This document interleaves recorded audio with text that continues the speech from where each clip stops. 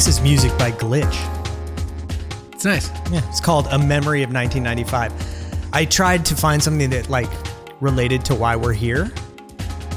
And it's so ludicrous that we're here in the first place that I Wait, gave is this up. music also playing throughout the restaurant? Or is it currently just playing for us? It's just us.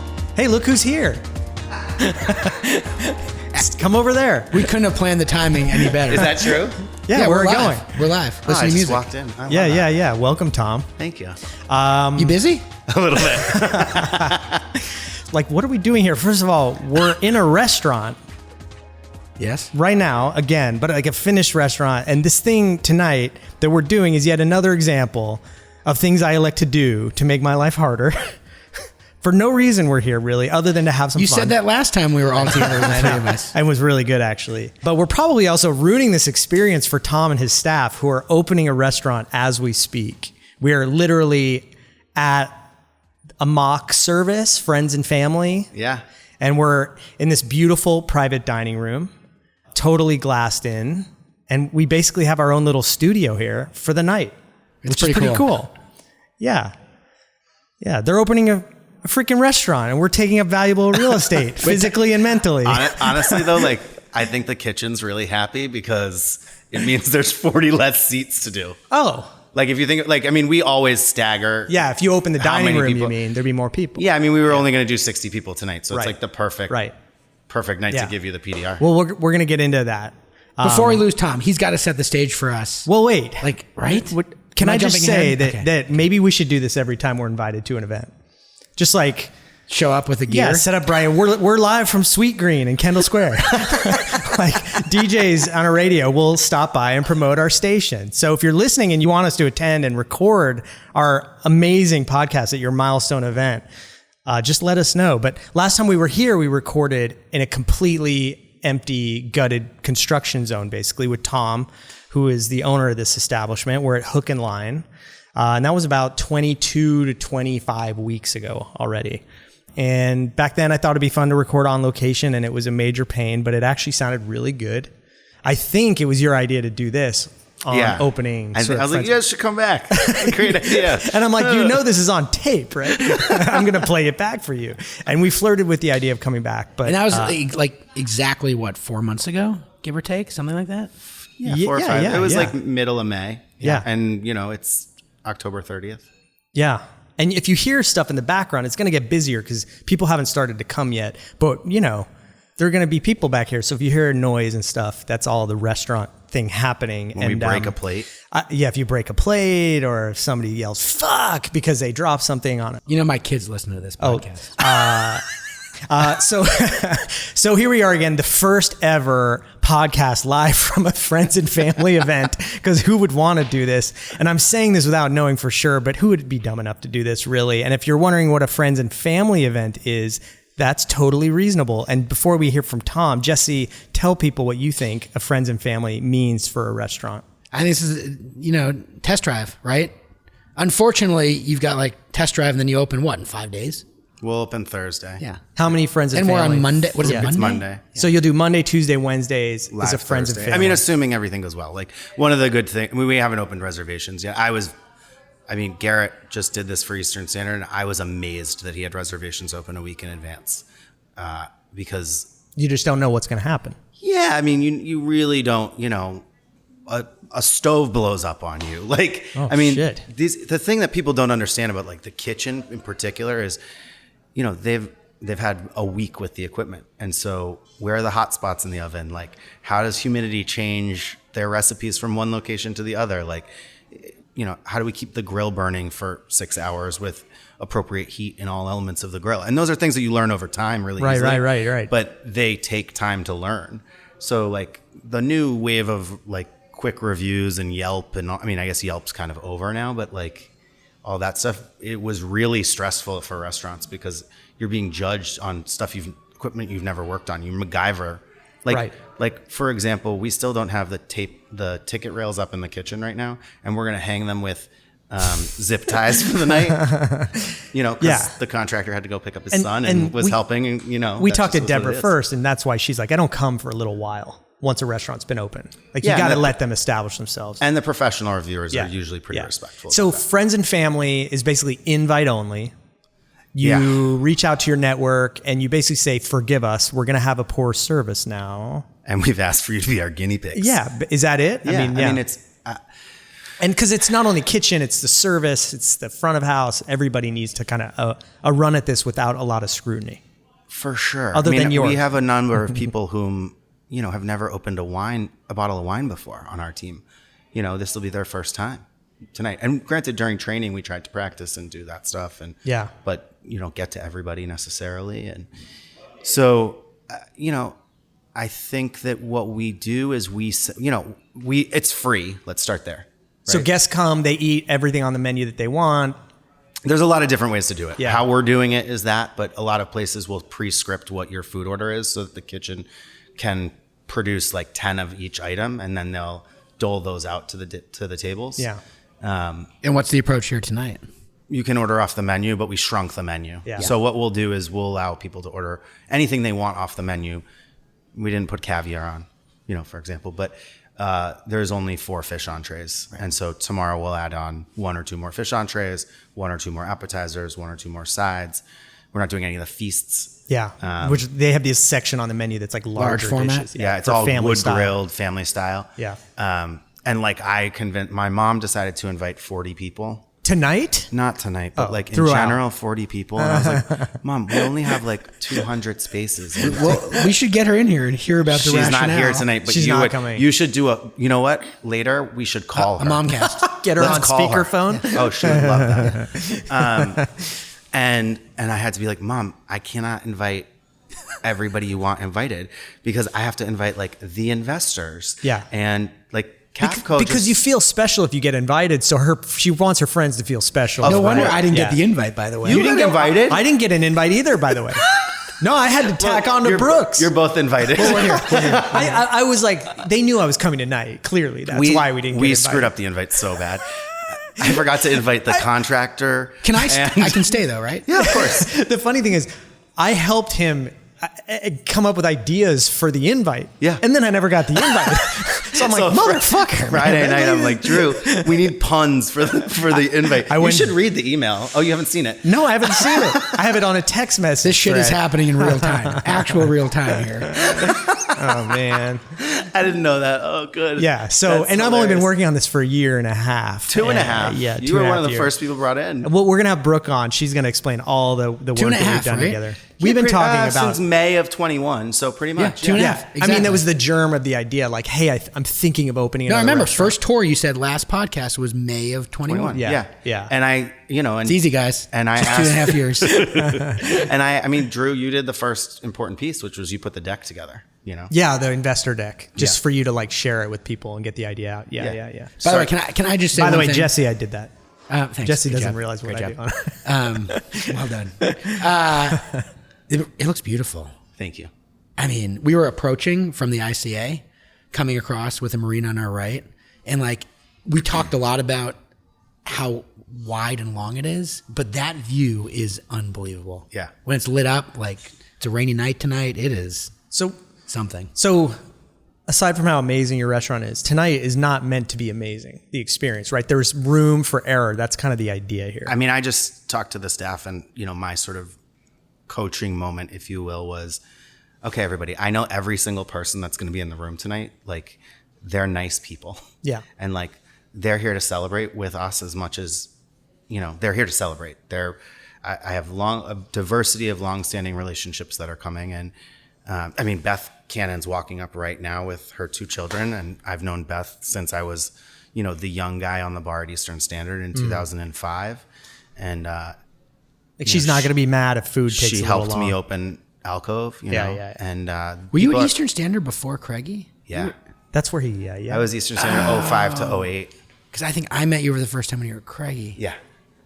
Got it. Okay, just a little context, getting some background. What happens, by the way, if somebody just strolls in on a friends and family? Well, I haven't told anybody to do this yet, but usually we put up a sign that says closed for a private party. Yeah.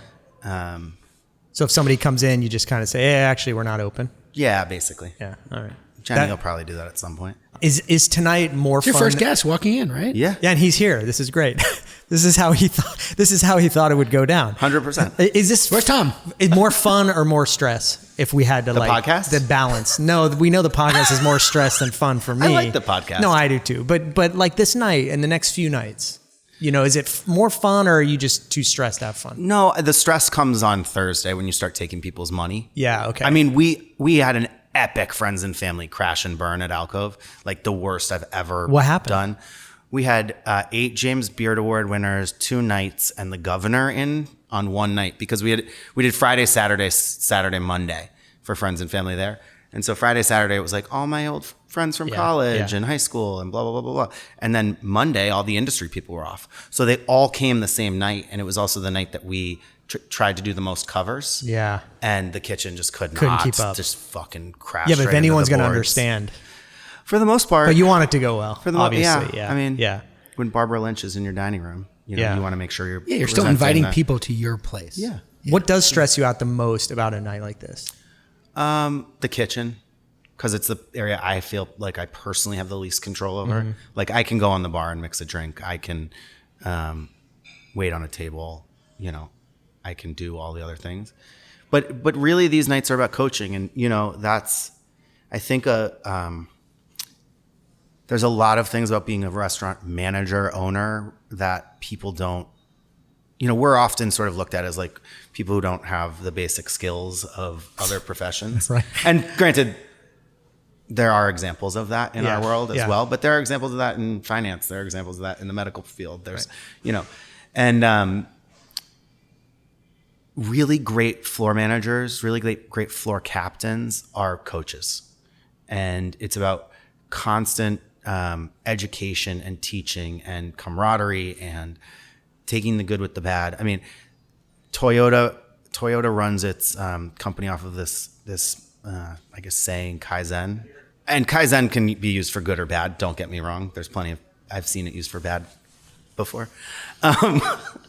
but it's about perpetual improvement and take the 3 things we did well today, do them again tomorrow, and do 3 things that we didn't do well today well tomorrow as well. And so it's just really about building blocks and sort of layering in those kind of details over time. Yeah. And that's, we don't have the backs to the banquettes yet. Like Right. we don't have, there's soundproofing that's supposed to go in the space that we don't have yet. Carrie Cooney, everybody. Carrie Cooney. Carrie Cooney, here she comes. You should send in anybody you want, by the way. I'm going to. Okay. Yeah. Okay. Just have them come in. By the way, it has to be said, Tom, like your point about what it takes to manage a team like this, what goes into this, the multidisciplinary skills. It's amazing. Like it's amazing. You It's literally amazing. overnight have 30 employees. There's no like ramp up from one racially to diverse from Yeah. an age perspective, diverse from life skills perspective. I mean, across the board, and you have to manage that team in a and get restaurant them to function in a in a restaurant, high stress environment. Yeah. Yeah. Yeah. Period. And educate them. Like, and that education is both front and back of house. And like right now, I've never seen back of houses in this city as, they've always had, Spanish and Brazilian speaking people in them, first language, primary language, I guess. But there are no cooks that speak English in the city right now. Like we have one English speaking line cook at Alcove, and we have one primarily English speaking line cook at Hook and Line, and that's it. And you're fully staffed back at house. Pretty much. Yeah. I mean, where we need help is we need another sous chef. Yeah. And that's a real challenge. Yeah. Anyone listening? Yeah. Totally. Sous chef. We're hiring. Opportunity. Before you go, and I hope you come back at the end of the night. I will. Okay. Can you tell us about the market quickly? Yeah. What's the concept? What's the idea So behind it's that? First of all, the restaurant is like what? 3/4 plus restaurant dining, and then the last little section. It's a very long space. Yeah. The last section is this market. H&L market. H&L market. Yeah. Yeah. And It's quite nice, by the way. thank you. You're welcome. We, when we came down to visit the space for the first time, there were about 5. There's a little park out in front, not a little. There's a park out in front, and there were about 500 people having lunch. And I recognized that there were really 2 subsets of food service down here. There was quick service, and then there was quote unquote fine dining. And Hi. We're in the middle of a party. It's going to happen. It's okay. Great alcove hoodie. Yeah, he's got an happening. alcove hoodie. Yes. That is. He knows it's free, right? Yeah, he doesn't does. have to impress anyone. No, they came to the friends and family for the market, and he wore that too. All right. I like it. But the market, I sort of, we've said all along, and on the last podcast we talked about how my pitch was about us being a neighborhood restaurant, and I thought that we could help offer, quick service in a fish fry kind of shack way in the market, but also that we could be a genuine fish market that offered fillets of salmon and tuna and that kind of thing. Yeah.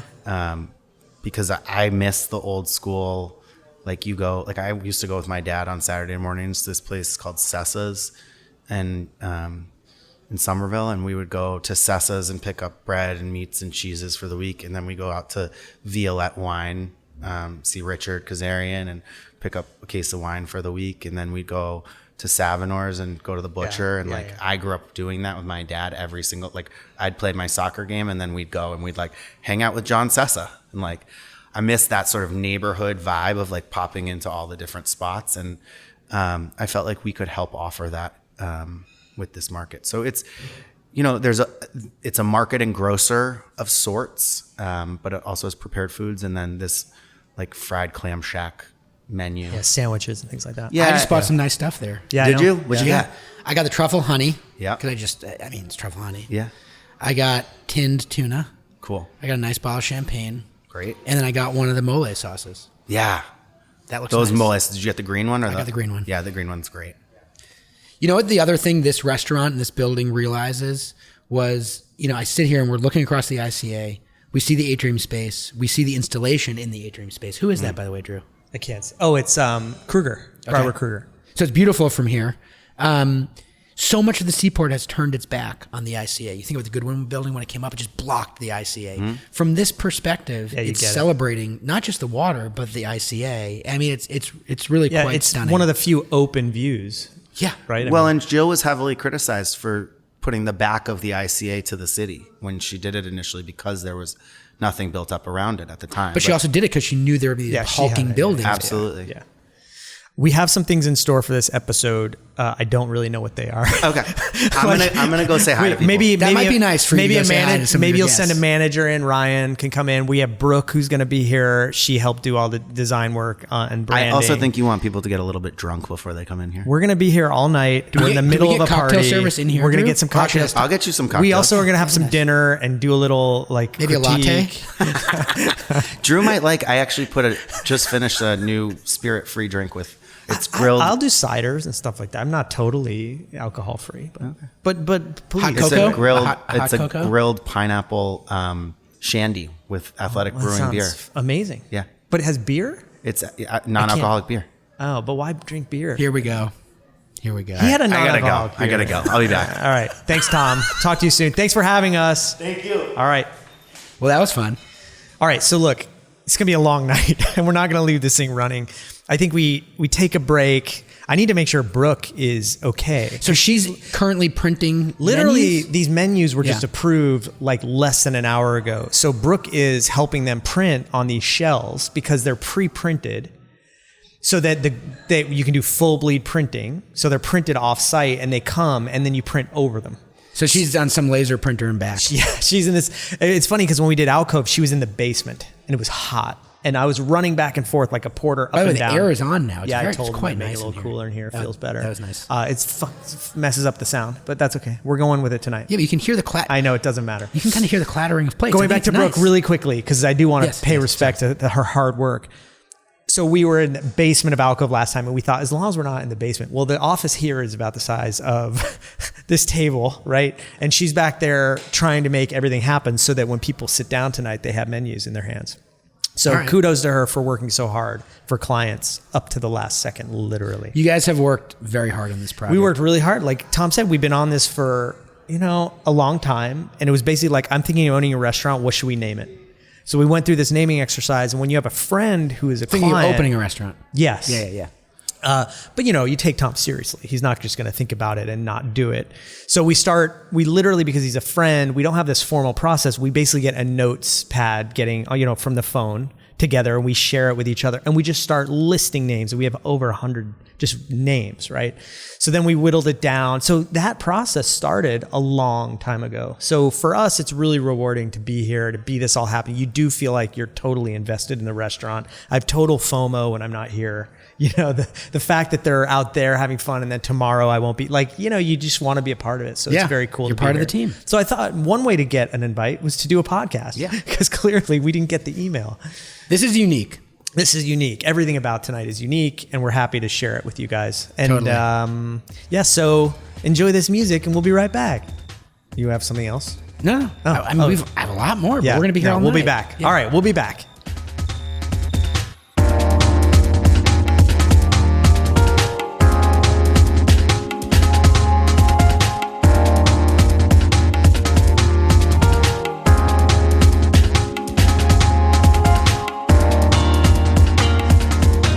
Brooke, go right there. Yeah. Jesse, Brooke's here. He's too busy looking up his drink. Hello. Oh, hey, bro. We just had drinks Hi. brought over. We did have drinks brought over. What are you guys drinking? I'm drinking, I don't know, it's like a pineapple spirit-free thing he mentioned. I have the Averna Jim Jam. What's The the Jim explanation Jam? is apricot, raisins, and lemon, and I think it's with. I think Averna is a kind of tequila. It's an Amaro, isn't it? I don't know. No, that's... I should know. I probably put it on the menu. Yeah. So this is interesting because you do all these menus and you still have to look at them, right? How long have you been staring I at know, I think my Averna eyes is an just glaze Amaro, over. but it's interesting. I thought there's tequila cocktail. So okay, ready? Yeah. So I look at the drink list. It's hard to know what spirits in each one. It's listed underneath. It should be. Is it not? Or is it just mysterious? Are you short-circuiting? Are you all right? No, What was like in the that drink? TGY. There was no emotion. I'm going back through the TGYP. Do you know what that stands for? No, tell me what it stands for. Thank God you're pretty. So, but what's the spirit in there? Is it just espresso and cardamom? Yeah, it's like an espresso martini. It's got to be That's what you usually ordered? vodka. No, I didn't order. But look. I mean, I don't know. What am I looking at? It just says espresso cardamom. But it doesn't tell you what's what what's spirit? the alcohol. Yeah. Okay. There you go. Well, Okay, now we have some noted. feedback. Well, too bad For I when already we fill printed out the 100 of them. feedback form. Friends and family. Friends and family. Everybody can make family. mistakes tonight. Brooke has been here since 2:00, printing menus, Toiling away in this little room. I have pictures. I just posted a picture on Instagram of you stepping over all of the like backpacks and everything else that's in there. Yeah, it'd be a really, really terrible time to have a fire. Oh, don't say that. That back room is Don't say that. quite the hazard. If the fire marshals are listening, Yeah. that is not a good thing Just to edit that say. out.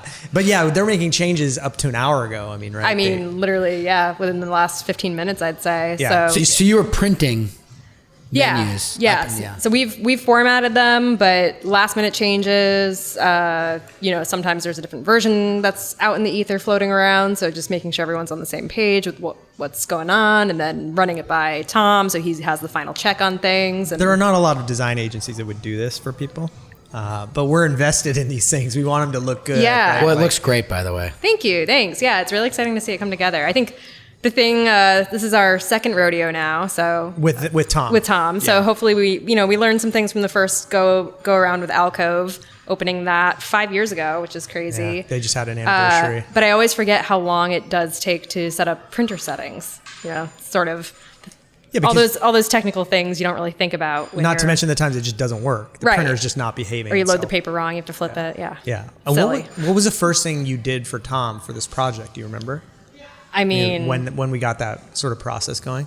I would say starting, the logo obviously was sort of the first step, but beyond that, it was started with naming. Naming, right? Naming, yeah. We So- had a 3-way, sharing note, and we were just throwing names at Tom, Yeah. basically. Yeah. So, and he came to the table too with some parameters of, wanting the and being, but not an ampersand. So what's the being genesis of the name?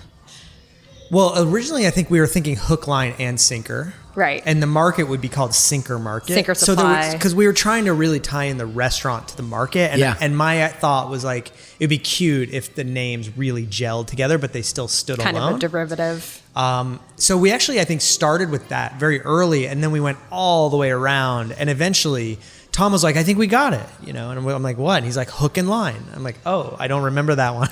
No, but it was in the notes from like, a month ago. I think we still have that notes app, and it's huge. It's kept growing and growing, and it's funny because some of the names that we were thinking of originally for the restaurant or the market became names for item on the menu, or we were thinking about wine cuvee names and stuff. So just keeping that list open, and a lot of puns came out of it too, which is really I have fun. a whole list of puns that they use. Are you looking now, Drew? I'm looking for it. Yeah, the list of names is funny. It's the creative process right here, folks. Yeah. But God knows where. Wait, Brooke, question. Yeah. So you've spent a lot of time on this project, from the wallpaper to the menus, drinks. Yeah. I'm sure stuff will hit. But what's it like to be in the space and like see humans in the space? It's actually? amazing. It's always a shock, and I still feel like every time I even go over to Alcove too, it doesn't really feel real until you see it. But I think the really cool thing is like we saw this space when it was gutted, like there was nothing in here. It was bare bones, and really to see over the last year plus for it to the space itself, the physicality of it to really come out. And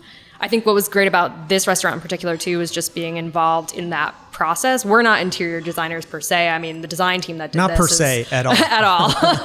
But the design team that worked on this, they were amazing. And Tom has this great creative vision too. So seeing things like even just picking out fabric swatches, or showing us what the pine wood wall is going to look like, or even the plastic tiles and things like that. So just having those little physical touch points and seeing how it related back to the brand. Yeah. And there was a lot of cross inspiration too. Once we saw some like the fabric swatches, our original color palette actually shifted based on some of the, inspiration for the interior to make it a little warmer, a little richer. And they actually looked at our stuff, and then the interior people reacted to that and went after fabrics. So, it was this kind of back and forth thing. Yeah. And we were never in the same room together, but you could tell because Tom likes to collaborate with so many people that we were kind of virtually in the same room together, because he was sharing their ideas. And, every week I would get an update on the floor plan, and like, which I think is relatively unique. It's unique. It's very hard to be Yeah. involved this early in the process. And I think the project benefits from it. We work primarily in these 2D spaces on our computers, and to see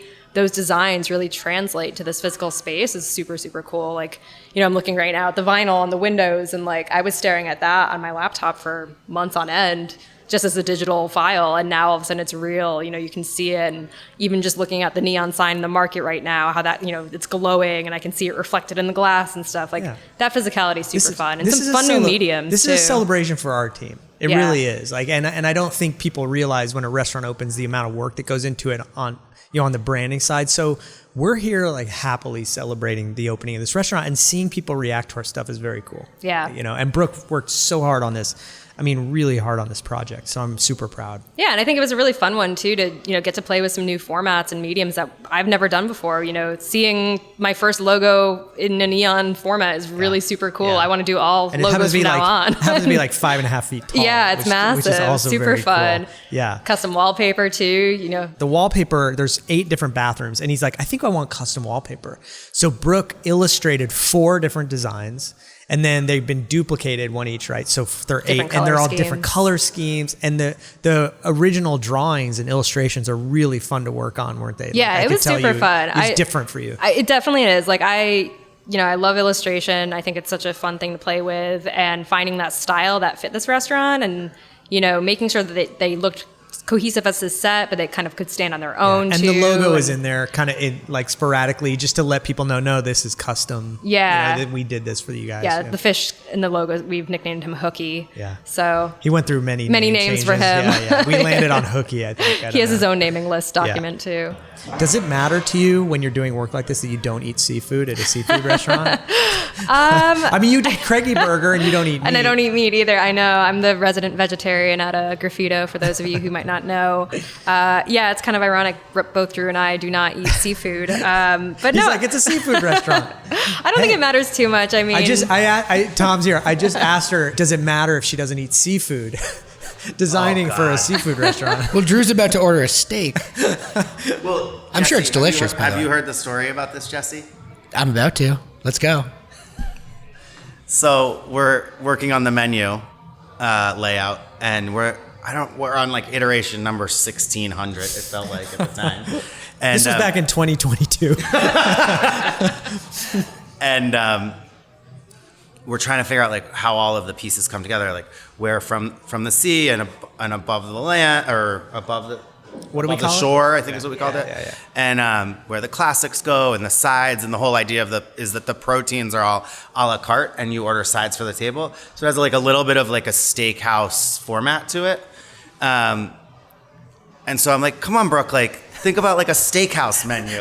And she was like, I don't go to steakhouses. she doesn't go to steakhouses. My eyes glazed over. And I was like, okay. And then I'm like, and Drew's like, yeah, so we need like this column of proteins to be like 1/3 fish and 2/3 meat. And I was like, dude, it's our fish restaurant. Like, It was like power of suggestion. I was And like, I was you like, really should have more meat options for me, Tom. I literally turned to Drew and I was like, you know how you're frustrated with me that this has taken this many iterations? I think we got to the core source of the issue. Well, I was laughing to myself earlier because I had placeholder pricing on the menu, and I think I priced clams at $12, which is turns out they're like 24 or 30. Yeah. So Yeah. what do I know about seafood? Hey, that's right? why There's a few of them. Yeah. placeholder. It was a placeholder. Yeah. No big deal. Yeah. Yeah. How you feeling? Good. Yeah. Nice seeing people come through. Well, you just don't get to see, like, in the lead up, you don't get to see this many people, like, enjoying themselves in the space. So to start to see that is a really warming feeling. Yeah. How's your cocktail, Jesse? It's quite nice. We have an issue though.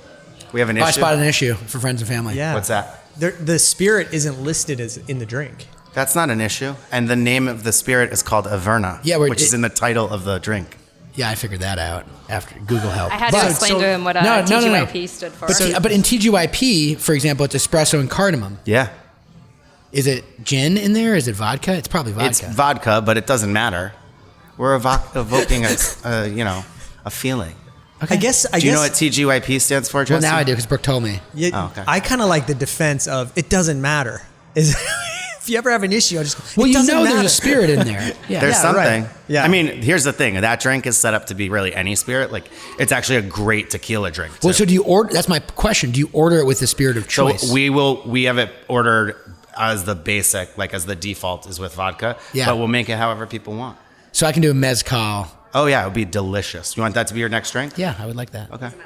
Put You it got it. in. Mezcal. I've espresso actually never martini. had a mezcal espresso martini. Well, it's going to be your first. Okay. Another first at Friends and Family. This is why we're here, man. We're making first happen. Okay. I am embarrassed. I thought I ordered a tequila drink. I was thrown off by the Averna. It's quite nice though. You do like It's like it. an Amaro. Yeah. It looked like an espresso martini. I don't remember you ordering that. Yeah. Yeah. Okay. Well, we're drinking. Brooke, what's the most frustrating aspect of this process? And don't say me. No. I would say it's just getting attached to ideas sometimes, and then some ideas just don't make the cut, and it's for one reason or another. It could be totally subjective. It could just be something that's quite off, and you just can't quite get it to where it needs to be. So I think for me, in this project and any project really, it's just you always have your personal favorites, whether you let on or not. So I think some of those ideas having to just walk away from. But I feel like in this project, it was such an iterative process that I didn't feel that too much. I can tell you Yeah. get when you're upset that something's not going to happen, or the client doesn't How do you know, like how do you know I'm something. upset?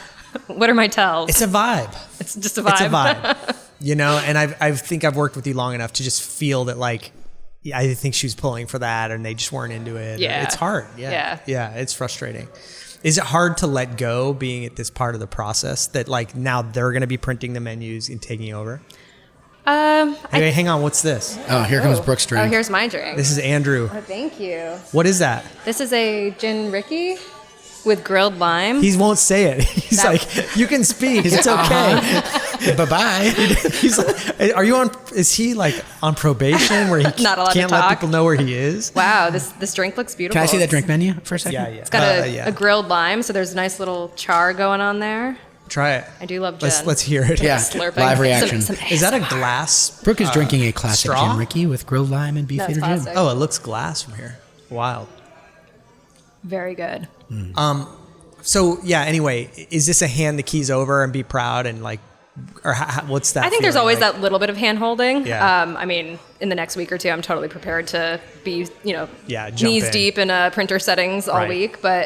And I think, the design evolves constantly. It has to. And I think that's what we really learned from our experience designing with Tom, with the Alcove branding and menus specifically, was content changes constantly. Things get reworked, especially, during COVID, we totally redesigned those menus. And I think this time around, we really thought more about sort of the end process and just making it as easy as possible. Yeah, I think they learned a lesson too. Yeah, they totally. They had high expectations for the way the menu functioned, and didn't I think work as well as they hoped. Especially with COVID, which amplified everything. It has to function, and people read menus a certain way. So just thinking about hierarchy of things and the formatting, not going crazy with, folding. And it's interesting because COVID, I think, and I wrote an article about this for our blog about flexibility of websites. And I think being flexible as a restaurant, being able to pivot, but also leaving your menus and your website need to be in a platform that are flexible and you can make changes right away. Totally. I think that really came to light during COVID. More so than ever. Yeah. Next week's going to be completely different. And are you going to be ready on a dime to switch it up? Yeah. I think we should take a break and get some food. But before we do, I want to let you both know that this episode is sponsored by Hook and Line Restaurant. No way. Come celebrate good times and get naughty with Tom Schlesinger-Guidelli and Chef Mark Cina, and get hooked on their fantastic and modern take on New England's seafood classics. Toss in officially gorgeous waterfront setting, stylish restaurant, bar, private dining, patio seating. Jesse's trying to read over my shoulder. Creative cocktails and a deep wine list. All offered with award-winning neighborhood hospitality, and see what happens. It'll be brine as hell. That's my favorite one. And if you don't want fish like me, there are plenty of options. Whatever floats your boat. Either way, it will be good quality food for sure. I'm not done. That's only half of it. Oh my God. They paid a lot of money for this. 2 paragraphs. Wow. They paid a lot of money for this. That's where all their budget went. All right, keep going. Okay, get your dose of vitamin C because Hook and Line will be reeling you in for lunch, dinner, and brunch and private dining with plenty of creative craft cocktails, beer, and wine collection as deep as the sea. Plus, be sure to check out H&L Market next door. No squid ink around. There's a market next door. The Seaport's new clam shack, led by chefs preparing beautiful seafood specialties to go. So dive in. Hook and Line. Yes, that means... Wait, what? Who wrote this copy? Wait, I'm on edge right now. Hook and Line. That means... Yes. It means no salty I don't know. attitudes. Anyway, Hook and Line opening in the fall of 2023, which is in 3 days. Holy mackerel. It'll be good. Carpe diem. And if you don't want to join the fun, I don't give a shuck. See you at Hook and Line, and thanks for coming. In COD we trust. In COD we trust. We'll be back. Wow.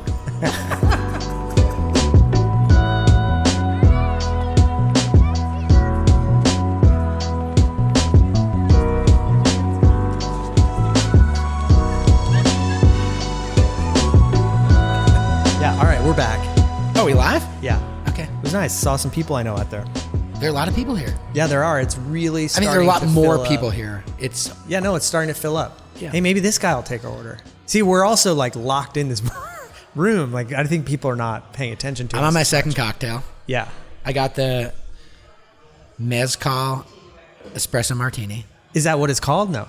TG what? TGYP. TGYP. That's what he ordered?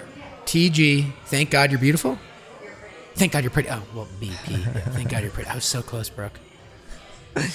So I think I'm going to try and flag this guy down. We should order. No, you can't flag people down. Why not? No. You order. Garçon. No. What do you Can think you this snap? is? Snap anymore? Is that... I'm going to flag him down? Like, you agree, this is not appropriate. No, you just got to... No, here's your comments. Here's your Wait a comments. minute. No. Drew asked somebody to come back and take our order. You can't just flag someone down. You're acting like your father. I will not raise my hands. I'm going to watch me do it with my eyes. Look, I'm telling him if he sees me. Yeah. No. Let me see the menu again. Yeah. It's nice. Okay. Well, So this we're- is so we're nice. sitting It's here. nice to have dinner with you guys at the nice. very least. Brooke's We have looking this- at wedding photography right now, I think. Yeah, Brooke Recently got married. Got married. Yeah, she got married, and the photographer sent all the images, which is also a very exciting thing wait. to happen. No, I can't I think raise my people hand. I think people might be nervous to come in here. I would be. It's like, do I have to go in there and Is talk it to these guys? the microphone standing right inside the doorway that would make you nervous? It's kind of a weird scene for a restaurant to have a podcast studio within the private dining room. I don't think so. I think it should be a norm. What? Yeah, it feels quite normal to me. For us. I like. Yeah. No, I think she's right. This is totally normal. I think we need to normalize recording podcasts in public. I think that this is something people should just start accepting. Drew, question. Yeah. How is your drink? My drink is good. Yeah. It's very pineapple forward. So I'm like, it doesn't help that there's tons of sugar in this right now because it's already hard for me to sit still, right? You're doing good. Yeah. And also, it's basically juice for adults. Yeah. It's good. But there are options. On this menu, Yeah. there are non-alcoholic. No, that's what's important. 2 of them. Yeah. She's Brooke's- back. She's Brooke's done coming looking back at her on. photographs. Did you flip through them all? Brooke, this is No, not normally even the halfway. podcast. Oh my It's God. just, this is This it. is it. Have you listened to our podcast? I have. You have listened to it before? Yeah. Usually has more intention behind it. But this one's fun. Like if we zone Uh-oh, out the hang fact on. that we're... Now Yep. Tom is storming Yep. at us. Storming. Oh. Oh, boy. We got someone. Yeah, come on. Brooke, you're going to have to I'm give up out. those headphones. We got We someone. were wondering how we should order food. Is that Beth? No, this is Sarah Clasby. Is this Here, Sarah? Come over here. Hi, Sarah. Take Here. over for me. Old school Neptune. Okay. Prior to that, Eastern Standard. Sarah, welcome to the Graffito podcast. Oh, thank you. Just what you just what you expected, right? When you came here tonight? What are just you what you drinking? expected to be on a podcast? when Oh you came yeah. to the Friends I and mean, I Family? was really hoping that I would be called for this. Yeah, I we feel called like for it. It's like you. listen, when Tommy says, "Sarah, I need you to be on the podcast," you just stop mid conversation. Is that rosé? I'm having some Domaine du Bagnols Cassis. Is that a liquor? It's Is it's a that wine? rosé. Yeah. I just Perfectly love that, chilled. I love that we are invested in this restaurant. We did some of the branding and we've interviewed Tom before, but I love how he's invested in our podcast now. Yes. And he's like, I want you to be on the podcast. This is like Tom's episode. It's very special. I love it. And Sarah, if you're flustered by Drew's reaction to what you're drinking, part of it's because he doesn't really drink, nor does he eat seafood. It's not just that. That name. Are you a Mormon? No, believe it or not. No. Oh, Mormons eat fish. Do they? I don't know the rules. Yeah, I'm no, asking no. you. No. We need I a don't fact know. checker. This is embarrassing. But no, what I was reacting to was the complicated name of that wine. You obviously know wines, having been in the industry, Robbie. Yes, Right. I have Yeah. poured this bottle quite a few times and drank it probably more. Okay, well, have you seen the wine list? Yet? Here, I it's have. so complicated. The names are so crazy, and I literally You know what? couldn't You know design it. why they do that? It's a conversation piece. Your server gets to engage you in conversation, educate you on the list. Yeah. Yeah. That's a lot of pressure, though. That means the server's got to know what, Brooke? They eat fish. Okay. Confirmed. fact check. Mormons do eat fish. I like this. They She's do not here. drink. She's live. Fact checking. We got fact checking. Ask us anything. But my folks. point is, it is a complicated thing to design. And Brooke, who put it together, sometimes we look at each other and we're like, does this go last or first? Is this the varietal? Or like, Yeah, right. Yeah. How do you want to do it? Yeah. Because sometimes there are some varietals Yeah. that people don't recognize. Yeah. But if you tell them, like, if you want to have a progressive list, that means that you're going from light to full-bodied yes, wines. that's what I'm used to hearing. Yes. Right? Yeah. Then you can do it by region. You can do it, Yeah. by wine growing region. In my world, you start with Sprite and you end up with Sure, like Coke. It's sure. like light to dark. Where does Dr. Understood. Pepper fall? on Yeah, that Dr. Pepper continuum? falls like pretty dark. Okay. Like that's dark shit. Absolutely. Yeah, and yeah. it's the only soda I drink. Is it? Yep. Do you do Dr. Full Pepper fat. Zero? If I was mixing it with like a vanilla vodka, Yeah. I would go Dr. Pepper, a diet Dr. Pepper, excuse me. But if I'm going just straight, it's Yeah. full fat. Listen to Like, this. I got a story about Dr. Pepper. In my early 20s, when Mindy and I used to go to like TGI Fridays. Mindy's his wife. Nothing wrong with TGI We just met Fridays. Sarah. by the Mindy, way. God bless. Yeah. Hi, Sorry. Everybody knows who Mindy is. We went to TGI Fridays, as you would in your early 20s. Maybe you still do. No judgment. Was this in Providence? At the Providence no, Place Mall? No, you know where it was? Wasn't I even can tell built you yet. where it Listen. was. It was in South Bay Shopping Center. PPM. No. Gateway Center in like Everett, I think. I ordered a Dr. Pepper and I got back what might be considered bile. It was Ugh. disgusting. It was, and I'm like, so I taste it and I it's just horrific. And I slide it over and I say, I think there's something wrong with your Dr. Pepper. And they go, oh, you didn't like it? I had to make it. I go, what? I mixed up the 18 herbs and spices. Yeah, myself. like he's like, well, we don't. The machine's broken, so I thought I'd just make it for you. I'm like, give somebody a heads up before you feed them cough syrup, with a little carbonation, please. Oh, it was so good. I'll never forget that. What do they call it when you mix all the fountain sodas Suicide. together? Oh, that is not politically correct. No, not anymore. No. You don't see many old school fountain soda machines anymore. They're specific. You can't trust the public. Just saw one this weekend. Woodman's has one still. Yeah, it's nice. Does that do they have the foam cups? I love that. No, plastic, paper cups. Yeah. Okay. But my kids were up there getting. What's the ice? Crushed ice? Unfortunately, it's not crushed ice. That would have been nice. It's like the discs. Okay. Discs are nice too. You like discs better than cubes. I do. But crushed ice. Crushed ice is the way to go with everything. We have a Absolutely. crushed ice machine. In the office, I like you. I like you. I don't know why you're here, but let's talk about that. Listen. So you're a friend of Tom's, and you're Yeah. You must go to a lot of friends and families being in the business. It's been a while. I am out of the. Well, I'm mostly out of the business but- at this yeah. point. Your movement suggested it's slow. Slow back out. You can never really get out. Yeah, No matter how hard you try, Yeah. it's lurking. Tom and I call him Tommy because that's how far back we go. No, I call him Tommy. He's okay. Cool. Don't worry. All right. I don't want to. They're not allowed, but I am. He's professional, Yeah. so he's Tom. Yeah. We knew each other way back at Eastern Standard, original Eastern Okay. Standard. Yeah. Sure.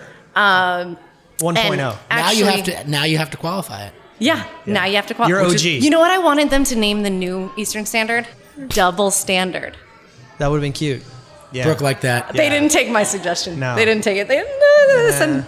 Yeah. Stay in your lane. Yeah. Yeah. Keep drinking your wine. Yeah, right. Do what you do. Yeah. Serve the people. Make them laugh. But So as long as Tom's opening a restaurant, you'll be going to friends and family. sure. Did you go to I'm the here. Eastern Standard Friends and Family? I No, I'm sorry. did Eastern get- Standard 2.0. I did get the invite, but Yeah. I opened the email too late. So the way they did it, they sent out an invite, and it was all alumni that was invited. That's cool. Yeah, but I was too late. I missed the booking. Okay. Yeah. So you were working at ES in the early days. With Tom? With Tom. Same time, yeah. Yes. So he had left. Oh my gosh. Why can't I think? Tony Moss's. Craigie. We were just talking He about had this left earlier. Craigie.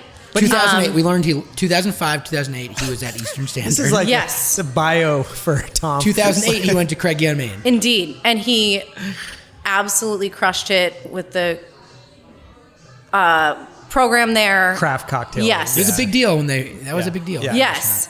And really drew the crowd to that bar. That bar had a draw because of Tom. It Yeah. was amazing. Yeah. Imagine if you don't know Tom. This episode would be. Yeah. I mean, should we describe him physically so that people can see him on the street and they're like, Who is this guy? Is that Tom? Seems like that could be Tom.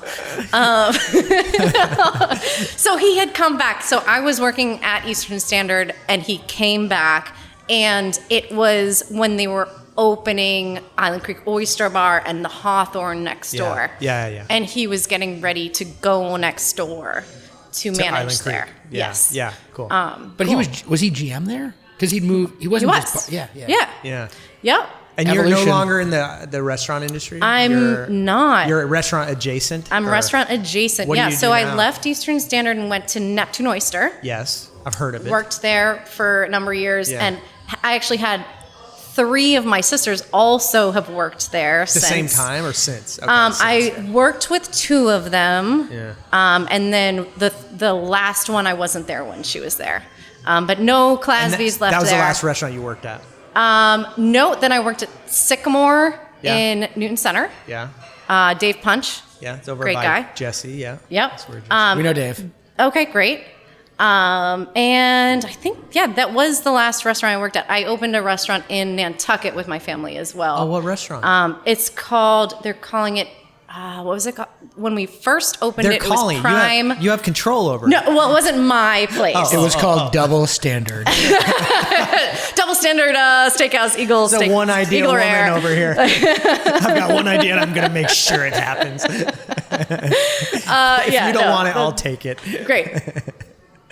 Not a bad name for a Nantucket restaurant. Yeah, not bad. So they actually were able to open up the basement of the restaurant. It's and they've totally changed it. It's a totally new vibe. It's super cool. It's in right at the top of Broad Street. When you get off the ferry, if you go straight up that street, Yeah. you're there. Yeah, I've never Beautiful been, but- outdoor patio. Never been to Nantucket? No, no one will take me. You know what? And you don't drink, so there's no reason to go. Or That's eat what I seafood. say. Yeah. This guy doesn't drink or eat seafood. I don't leave the house. Or eat seafood. Right. I don't leave the house because I don't drink. Okay. Yeah, I just okay, don't yeah. drink. Yeah, No, I don't that's drink. okay. They're like, why Listen. bother leave? Right. Yeah. You won't even drink non-alcoholic drinks. Look at I this. would have tonight. I told them I like cider. All right. Okay. All right. Which Are is we allowed to basically- talk about What? Weed? Yeah, of course. Yeah. Graffito podcast. Are you totally sober or you do it a little? I have not It's smoked so funny. You weed. made the weed, Yeah. the universal weed signal. Are we allowed to talk about? I believe you were holding a joint. I was and indeed, I've- yes. Yeah, yeah. Well, there's a little girl behind you that watched you do it. She's a little perplexed, but other than that. Oh no, she knows. Her parents are total stoners. You So can that tell. was about the age I was when I was smoking pot. Okay, cool. Probably. So you've just and outgrown it. I hit college and had had enough. Yeah, okay, And all that's of my fair. friends in college got really into it. And I was like, I'm kind of over it. Like Yeah, yeah. losers behind the curve. No. You're behind the curve. And now I'm too much of a control freak to even get into it, really. Oh, okay. Yeah. All right. Yeah. Well, Keep going. It would Let's help keep me. Going. yeah. Should we get deeper? I know it would help me tremendously, but I haven't gotten into it yet. Yeah, yeah. Can you? Because I just obviously stumbled into this. You guys are doing a What are we podcast doing here here? tonight. Yeah. Yeah, I don't know. We're just having fun. Are we? We have a podcast. We talk about restaurants and real estate in the city. We work for like a real estate advisory company, basically. Retail real estate. Retail real estate. Okay. So restaurants are a really important part of our work. Yes. And Brooke and I worked on the branding for the restaurant. Beautiful. So we come at this from a lot of different perspectives. And since we have this podcast and since we've had Tom on as a guest, I want to note again that it was Tom's idea that we're here tonight, that we just do this. And I said, hey, give us a private dining room and we'll show up. So yeah, we just lugged all this stuff over. I love it. Yeah. And Yeah. this, speaking of private dining room, I'm loving it. It's giving me Daenerys. Will you explain? back here? Why don't you I just- like this. why This is don't- really nice. Will you right? describe the room for people? Yes. So That was a nice Game of Thrones. It does. We're standing in a glass box, basically. You can see both the street that the restaurant is situated on, and you have a beautiful view of the entire dining room and the dining bar. But you have full privacy. I like how you called it a dining bar. I Yeah, think I like Tom would that. be proud of you. Oh. I'm going to start adding that to some Dining of our bar. floor plans. Not just a bar, dining bar. And then there's this cool Yeah, wall and back yeah, here. while we're in here, the wall that isn't It's facing the restaurant. the wall that's facing the restaurant is basically, it, to me, looks like dragon scales. Daenerys, that's the- yes. And whoever did the lighting in here has really thought it through because it almost makes this 3D. I hate to bother you. Oh, I hate yeah, to go interrupt you, for it, but we're going please. to order dinner. Oh, please have some. We want this to be as Wait, authentic as possible. Sarah, have you eaten yet? We had appetizers. All right, so what's good? We're about to order. Well, we had rabar, which you're not going to have. We had the oysters. No. You won't Nothing have you ceviche. say. No, dear, this what is about, meaningless. What about stuffies? but Would you do clams? I eat like a normal person, so I can Okay, order Brooke stuff. stuffed doesn't either. clams. Okay. Look, can we do, let's try some beets and the meatballs. And I'm going to do the hanger steak. He just ordered beets, meatballs, and a hanger steak. The at a meatballs seafood were bomb, restaurant. and the I've meatballs had them at Alcove. for all those Medium celiacs out there. The meatballs My are wife. the Shout meatballs out Ronnie are Bear. gluten free, and it's very rare that you're going to get a gluten free meatball in the city. So, and they were delicious. Agree with that. What's your name, by the way? What's her name? What's your name? Carolina. Yes. Very nice. Thank Caroline, you. your choice. I'll take any of the fish from the depths. That sounds great to me. And a nice Brooke's white going to order flavor. something. Oh, do you have this? what are you doing I now? wonder if the same fries. Maybe. Just eating dinner. No, but like Thank you. Thank you. I'm talking to you idiots. I guess you would say self-employed. I property manage. My husband and I have a couple houses that we rent out. I guess I'm a landlord. Cool. Okay, we do have a lot of landlords. Yeah, we do. Yeah. You seem like a cool landlord. Thank you. Yeah. I'm Landlord listeners, listen up. This is a cool landlord. Yeah, just be Yeah. super cool. Yeah. Carry carry rosé around. Show up at microphones. Right. And who are you here with? I'm here with Carrie Cooney. She owns Dovetail and Brewer's Fork. I love Brewer's Fork. Yep. I haven't been to. We go to the cafe actually. Dovetail, great sandwiches. Oh yeah. Brewer's Fork is my favorite pizza. This goes way. This is old leather school, like leather district lore. They were way back in the day. Yes. At were they Oscars? No. Ceriso. Wait. Ceriso. Yeah, Yeah. Ceriso. Michael was the bar director at Ceriso. And what was their sister restaurant right next door? Oh, I can't. Lizzie Gamet. Ziggs. Oh, yeah. right around the corner from us. Yeah. Yes. Yeah. They go way back and they got into, married like- there actually. That's cool. Yep. Yeah. Leather school, leather District. Leather District. Leather Yeah. Our District office. is right. That's where our Yep. office is. Yeah. Leather school is a yeah. different- So is she just different alone thing. right now, just hanging out? No, she's there with our friends Ed and Kendall. Okay, good. I'm glad she's Yep. not. Well, Okay. she's welcome to come back. I love that place. Anything to do to try and get free pizza, I'm in. I don't know. No, but you guys should do this there. It's a fun I'm place. probably not going to send anyone else I back said to here. Jesse, we're only going to do this in public now. We're just going to show up and just do it. If you're not here doing this, Yeah. where do you We normally do it in our office. Okay. But in the leather school. Okay. The first time we ever did this on location was in an empty space here with Tom. Oh. In like May or June or something. And I thought, and it sounded really good, and I thought it was fun, and it was a real pain in the ass. So I thought, let's do it again. Yeah, sure. Why not? Yep. So yeah, we're here now. Cool. Yeah. Well, so you've yeah. seen the project come to fruition. Absolutely. Yeah, This is it's a been cool. completion. Yeah. Yeah. Love it. Yeah. Well, Beautiful. Another Cool. question for you. Yeah. Oh. Then maybe we'll let you go. Okay. Yeah.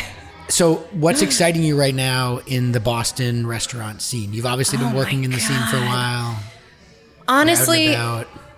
I think first of all, Doug Williams. Yeah. We know Doug.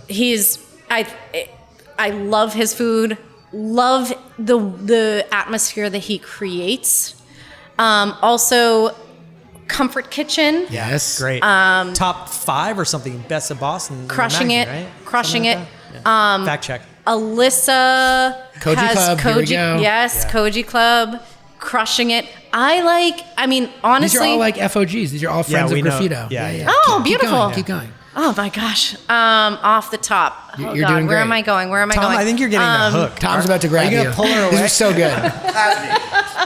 She's been on longer than you have. Nailing it. How's she doing? Nailing it. Excellent. I literally was like, Clasby, I need you. Come on, you gotta get on. You gotta get on the podcast. Honestly, there's so much happening right now, and obviously it's such a challenging time. Everybody is, I think, really having to be really creative.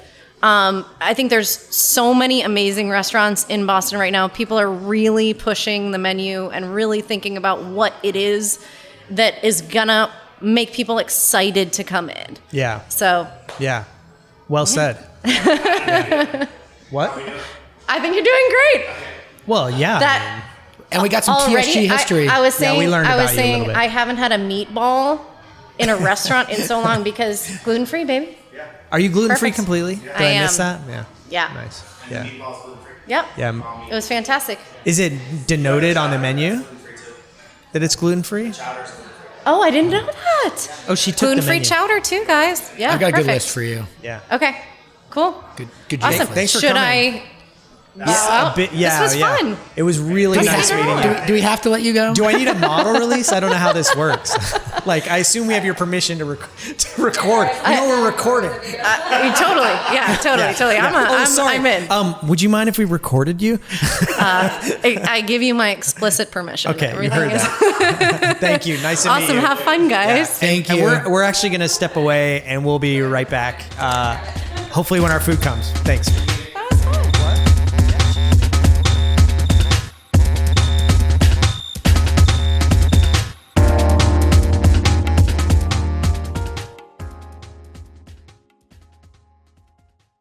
Jesse, we have a sponsor for this episode. Another sponsor. Yeah, Jesse, do you like art? I do like art, Drew. Do you know who Andy Warhol is? Yes, I know who Andy Warhol is. Well, this episode is sponsored by Cash for Your Warhol. No one can help you sell your Warhol fast like Cash for Your Warhol. Sell your print or painting for cash, regardless of the size, price, or condition. Cash for Your Warhol has been in business since 2009 to help you and other art collectors manage finances, increase liquidity, meet child support obligations, or just get on with your life. Cash for Your Warhol can help you sell your art fast. Their global network of investors has helped lots of collectors in situations like yours. They can often make you a written offer within hours of contacting them, regardless of economic conditions, and have your problem solved within days. The next step is yours, and confidentiality is assured. So if you see any Warhols laying around your garage or closet, go to cashforyourwarhol.com and get in touch. You may find a buyer for your Warhol today. While Cash for Your Warhol is a sponsor of our podcast, we just want to say that we are in no way endorsing or supporting Cash for Your Warhol.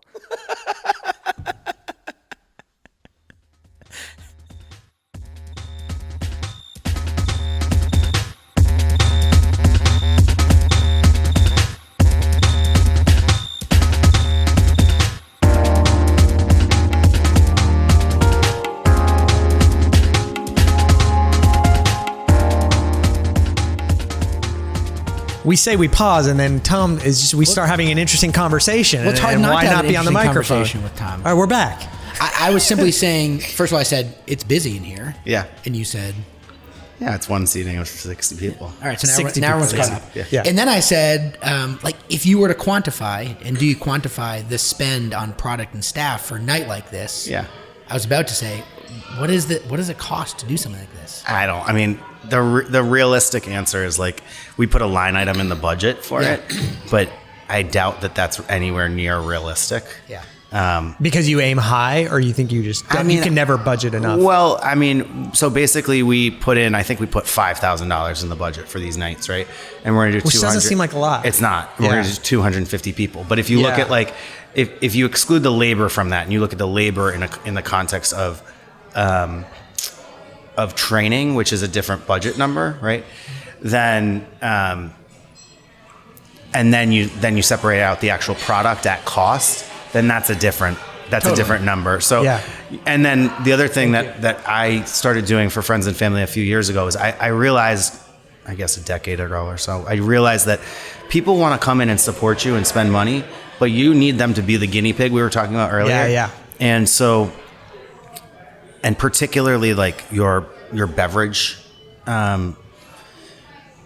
the people you buy the alcohol from, like liquor and beer and wine and that stuff, they want to come in and start spending money, and they're really good at that early on in restaurants. What do you Supporting mean? it. So a distributor or something Yeah, will come exactly. in and just be customers? Yeah, I mean, I have Like maybe Drew could come in and spend a few $1,000. I have no That would money be for nice. you. Exactly. That would be No, nice. no. But so what we do is if you want to order a bottle of wine, you pay for the wine. Right. Oh, But if for you a order night like by the this. glass, Yeah, right? yeah, So like I've got a magnum of Premier Cru Chablis on a table. I've got single vineyard Sancerre on a table right now. I have So their way of 2 half supporting bottles. you. I've got a bottle of champagne on one table. I have another bottle of see. champagne on another table. I So see. it's like, so one of their ways of supporting is like balling out. They'll just spend what they would have spent on dinner for 6 here. Yeah, on wine. other stuff. So maybe you make some money. So like yeah. it's not you're not really trying to make Yeah, money, yeah. but they're like, okay, happens. here's a little cash flow. Yeah. More than anything. you Right. know?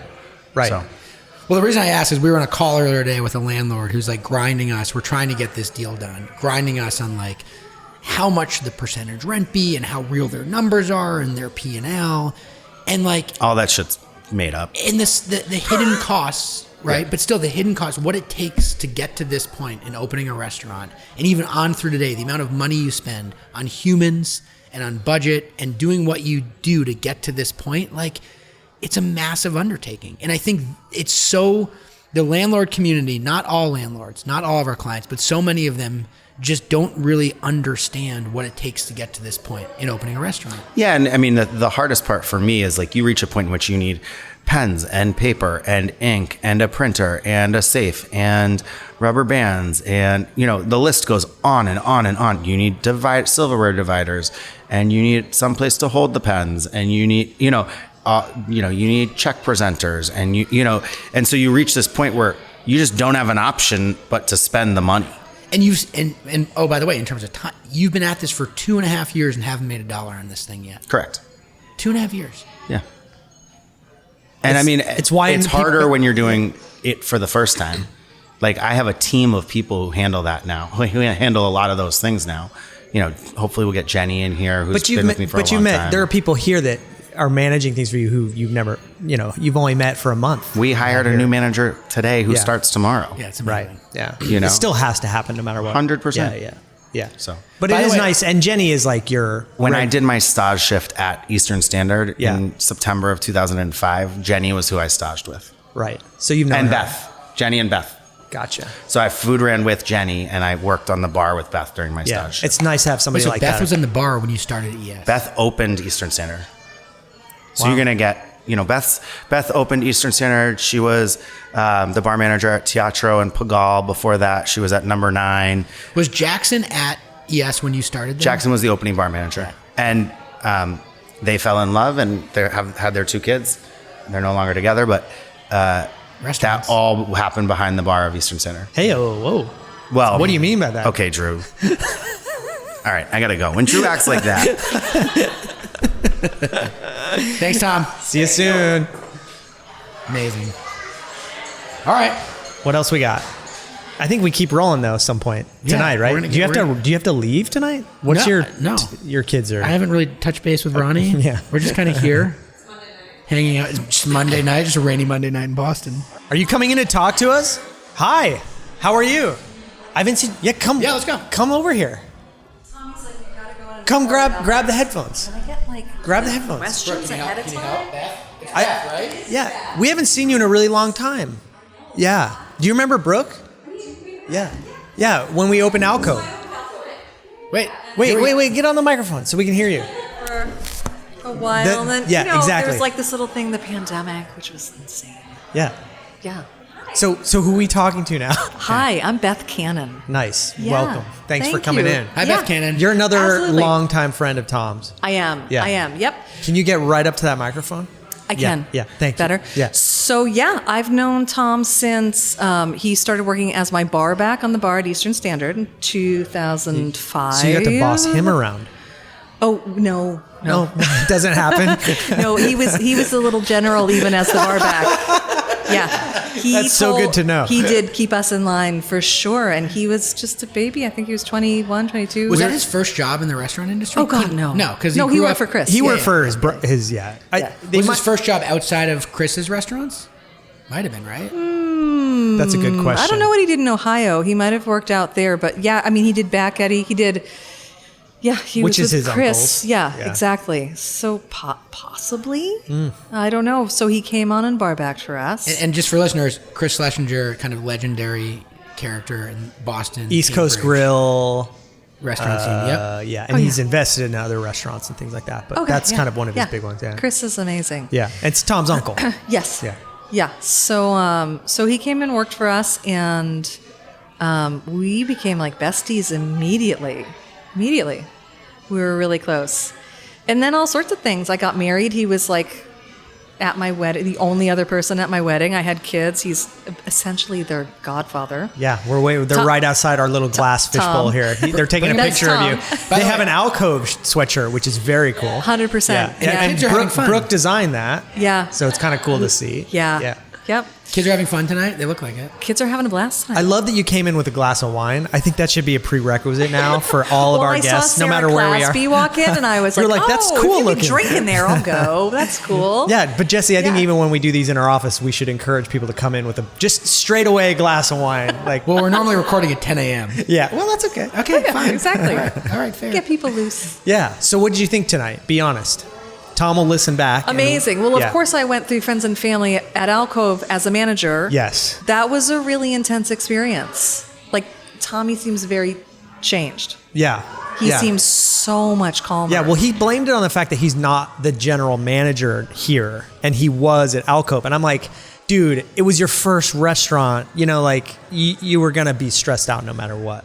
Exactly. And we had a lot of really heavy hitters. He had like Charlie Baker and Barbara Yeah. Lynch. He was just talking It was about just it. like, Yeah, it was just a little over the top. Oh, here he is. We're We're talking about 5 years ago in 2 weeks. God. thank you. Yeah. Your stress levels being different. remember the third night? third night was insane. Yeah. The third night, it just every night ratcheted up a little bit. So let's talk really quickly about tonight. First of all, you Yes. go to for a lot of friends and families. Is this a thing? There just seems to be a lot of like family restaurants opening. So my kids are Jackson Cannon's kids. Yeah. So we did all that. Oh, yes. Fish and Oyster. 2.0. We did Eastern Standard. Yeah. So we've gone through the All friends that's the and family name of the from, place. from Harkertown. Yes. Yes. Yeah. So we've gone through that, Yeah. and then we did the market opening, and now we're doing the restaurant opening. But then they're like, Yeah. that's it. We won't have another friends and family for at least like 3 months. But well, I just realized like I was expecting. I'm just think this is interesting because I think a lot of people listening don't even know what a friends and family are. Like you don't realize that this goes in. You might think, oh, well, that makes sense. That they would do a mock service, you know. But the idea that like no, there's like 2 or 3 nights where people come and get critical and they're treated to dinner in exchange for this feedback. Like, I don't think people realize that kind of goes on, you know. Yeah, I mean, it's feedback, but it's also you kind of put training wheels on the first few services. Yeah, So right. servers for the first time are pouring water. Yeah. The cooks for the first time are dropping fried clams in the fry later. And dishes on the floor. Exactly. Exactly. So it gives everybody a little practice before you're live, but it goes fast. I mean, it goes from like friends and family into people are paying for it. So it's a very valuable moment. Nobody expects it to be perfect. Nobody expects it to be on time. Nobody expects it to be hot. This is amazing. Like Tommy's great. He did a great job, but it's more to give everybody practice of you're at table 24 now.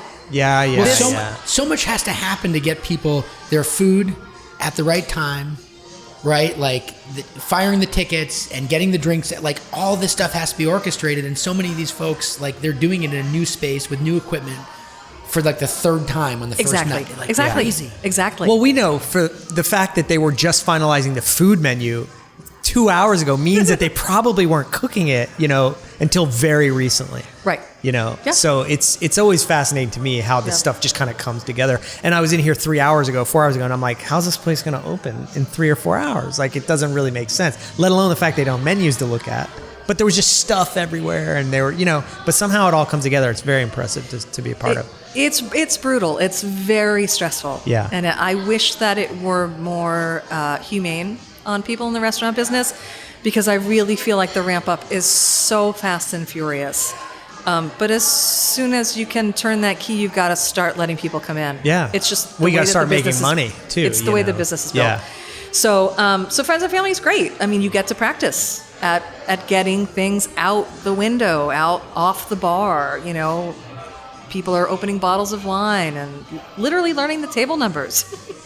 And then it's still a little bumpy, and I think that people are always very sympathetic in the first couple of weeks of a restaurant being open, that, they're just still getting it together. There are still people that, this new restaurant we got to check out. Oh, it was terrible. You know, service was bad. Well, it's funny. I know that happens. I was with a group of people recently. I mean, Eastern Standard opened, 2 weeks ago, a week ago? I Yeah. don't even know.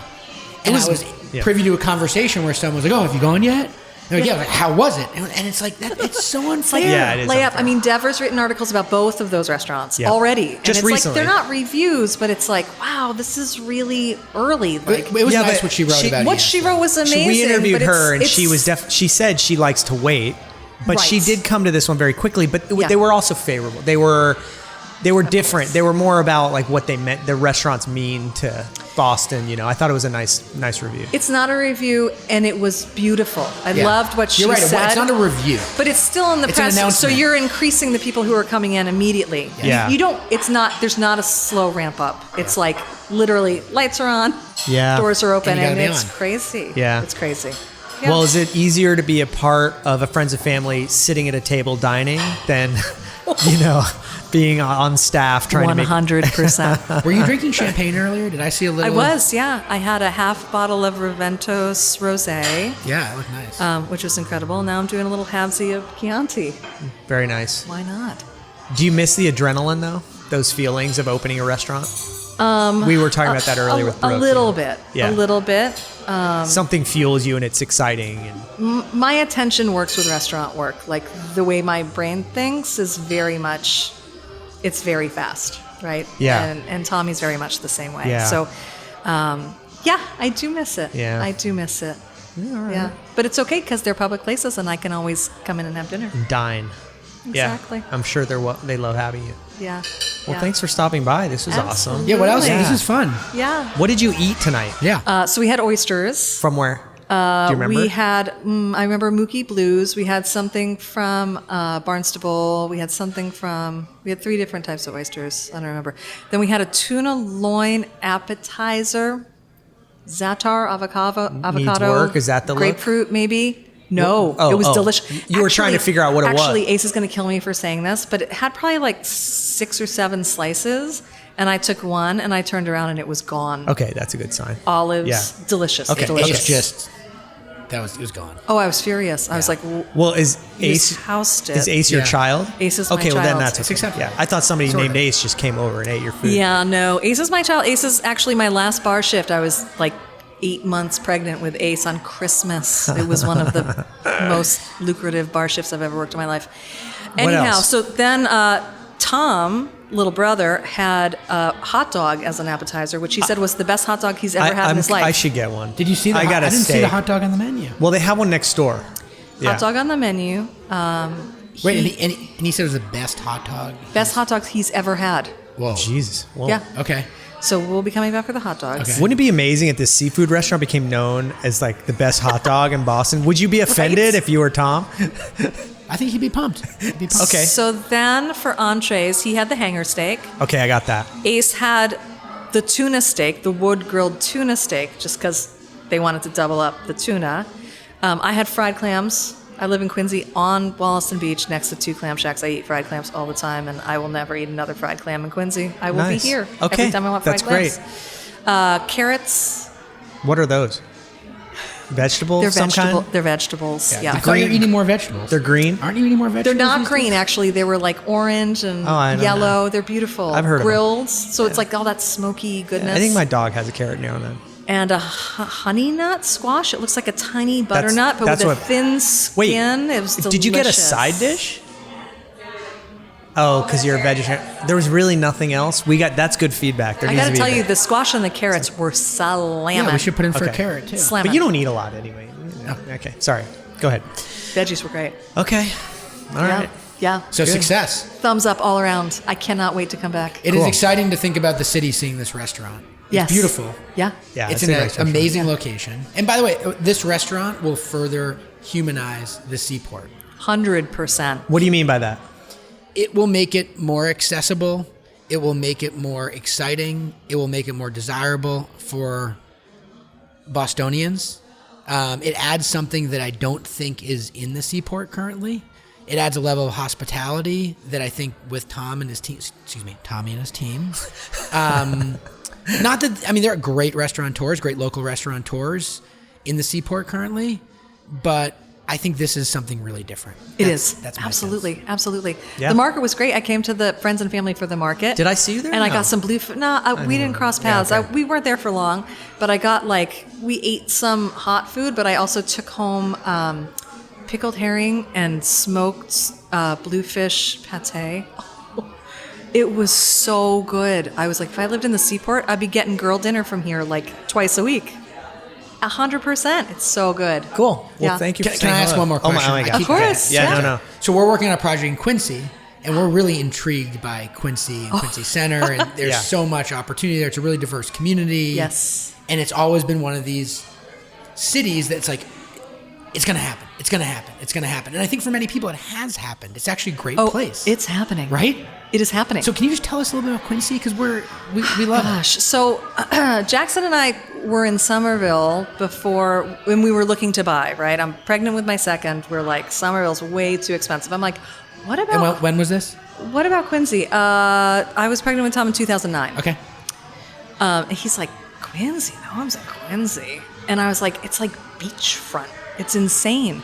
So we bought at just the right time in Quincy. We're right on Wally Beach. And in the, whatever that is now, 14 years that we've been there, Quincy has just been, it is incredible how much that city has grown. Yeah.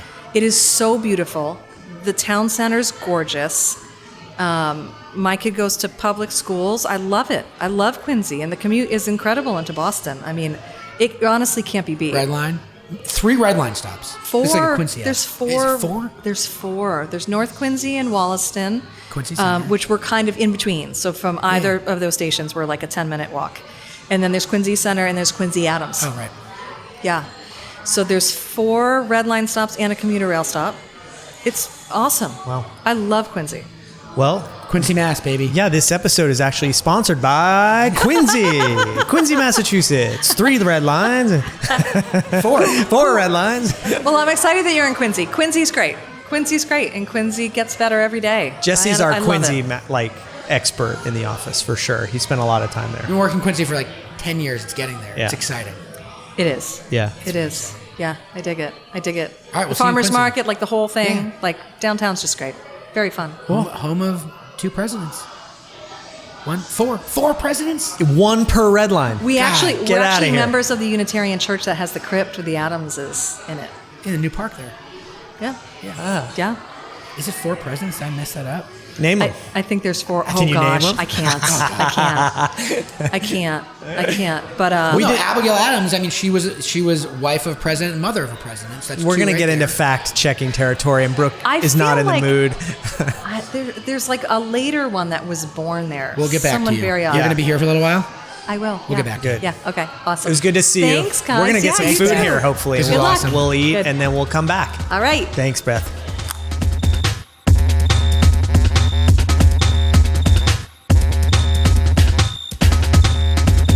All right, we're back. And yeah, come on in, Brooke. I'm so hungry. I thought we'd be eating that during that break, but not the case. I think we're just not a priority back here. Well, Maybe. who wants to come in here? And also, they're like hanger steak. Shit, they got to go to Trader Joe's and get the hanger So steak. can we just review quickly? Right. Yeah, So sure. Brooke, you were listening. We had Sarah.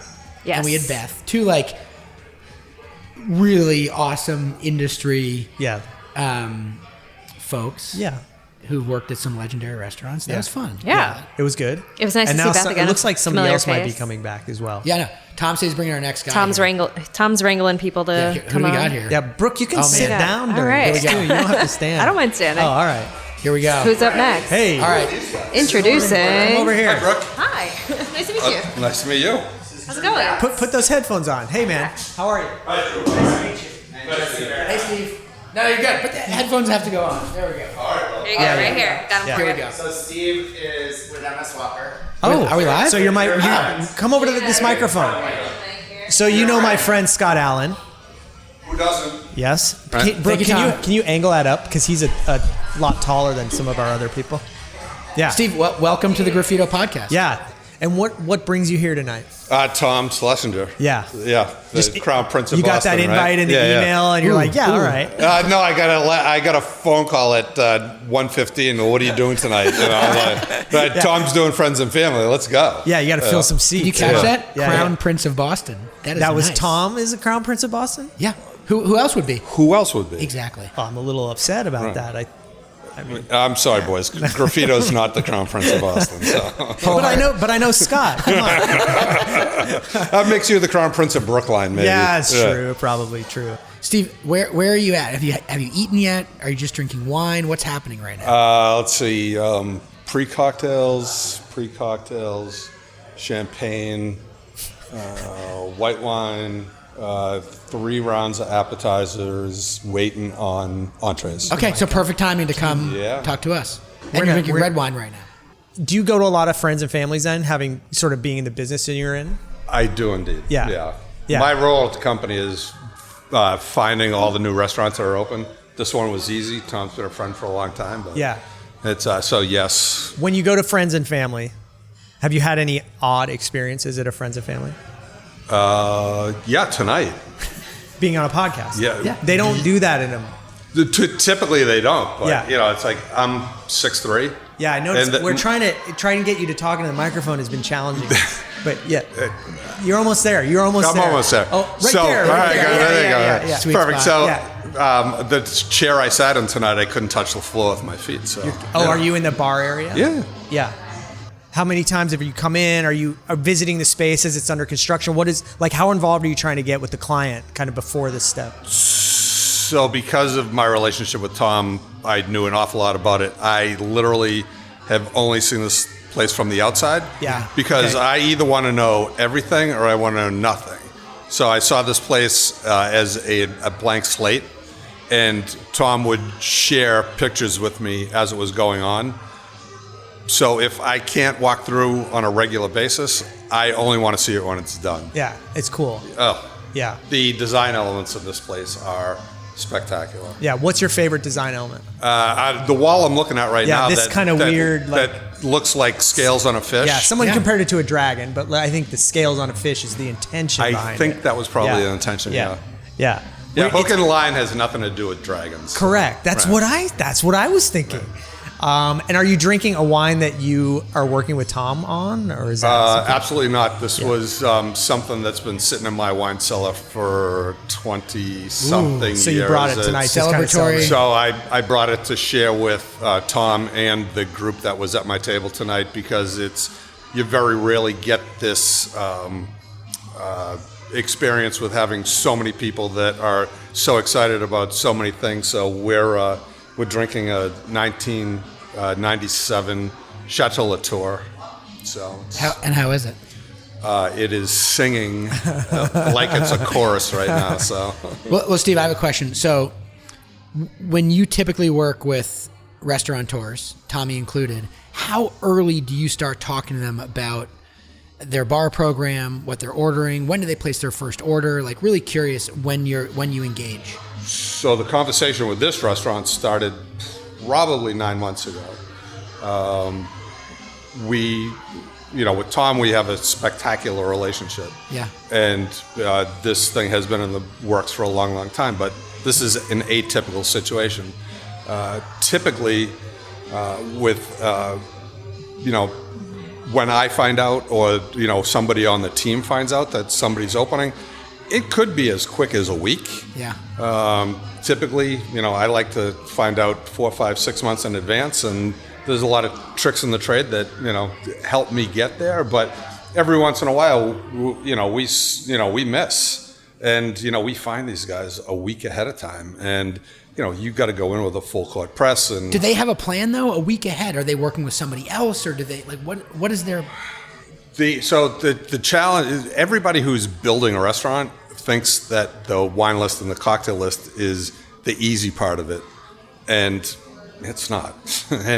and so Well, it should- but you're dealing with architects, and you're dealing with contractors, and you're dealing with HVAC guys and the electrician, and then you got to worry about the fire inspection. You got to worry about the occupancy, and there's so many things that are going through an operator's brain with those things that happen, that it's like you can push the cocktail list, you can push the beverage list, you can do these things, and it's, so it ranges from a year plus out, and we have, I can give you, well, I'm not going to give you those, because if this podcast goes out and my competition hears it, they'll go after those guys, but sometimes it's a year plus that you're having that conversation about, okay, the name of the restaurant, the style of the menu, how is the cocktail menu and the wine list going to complement, your concept and that whole thing. So it can be a year. It can be as short as a couple of days. What are you hearing out there? You work with a lot of restaurants. How are people doing? What knowledge can you share with us about the restaurant industry right now?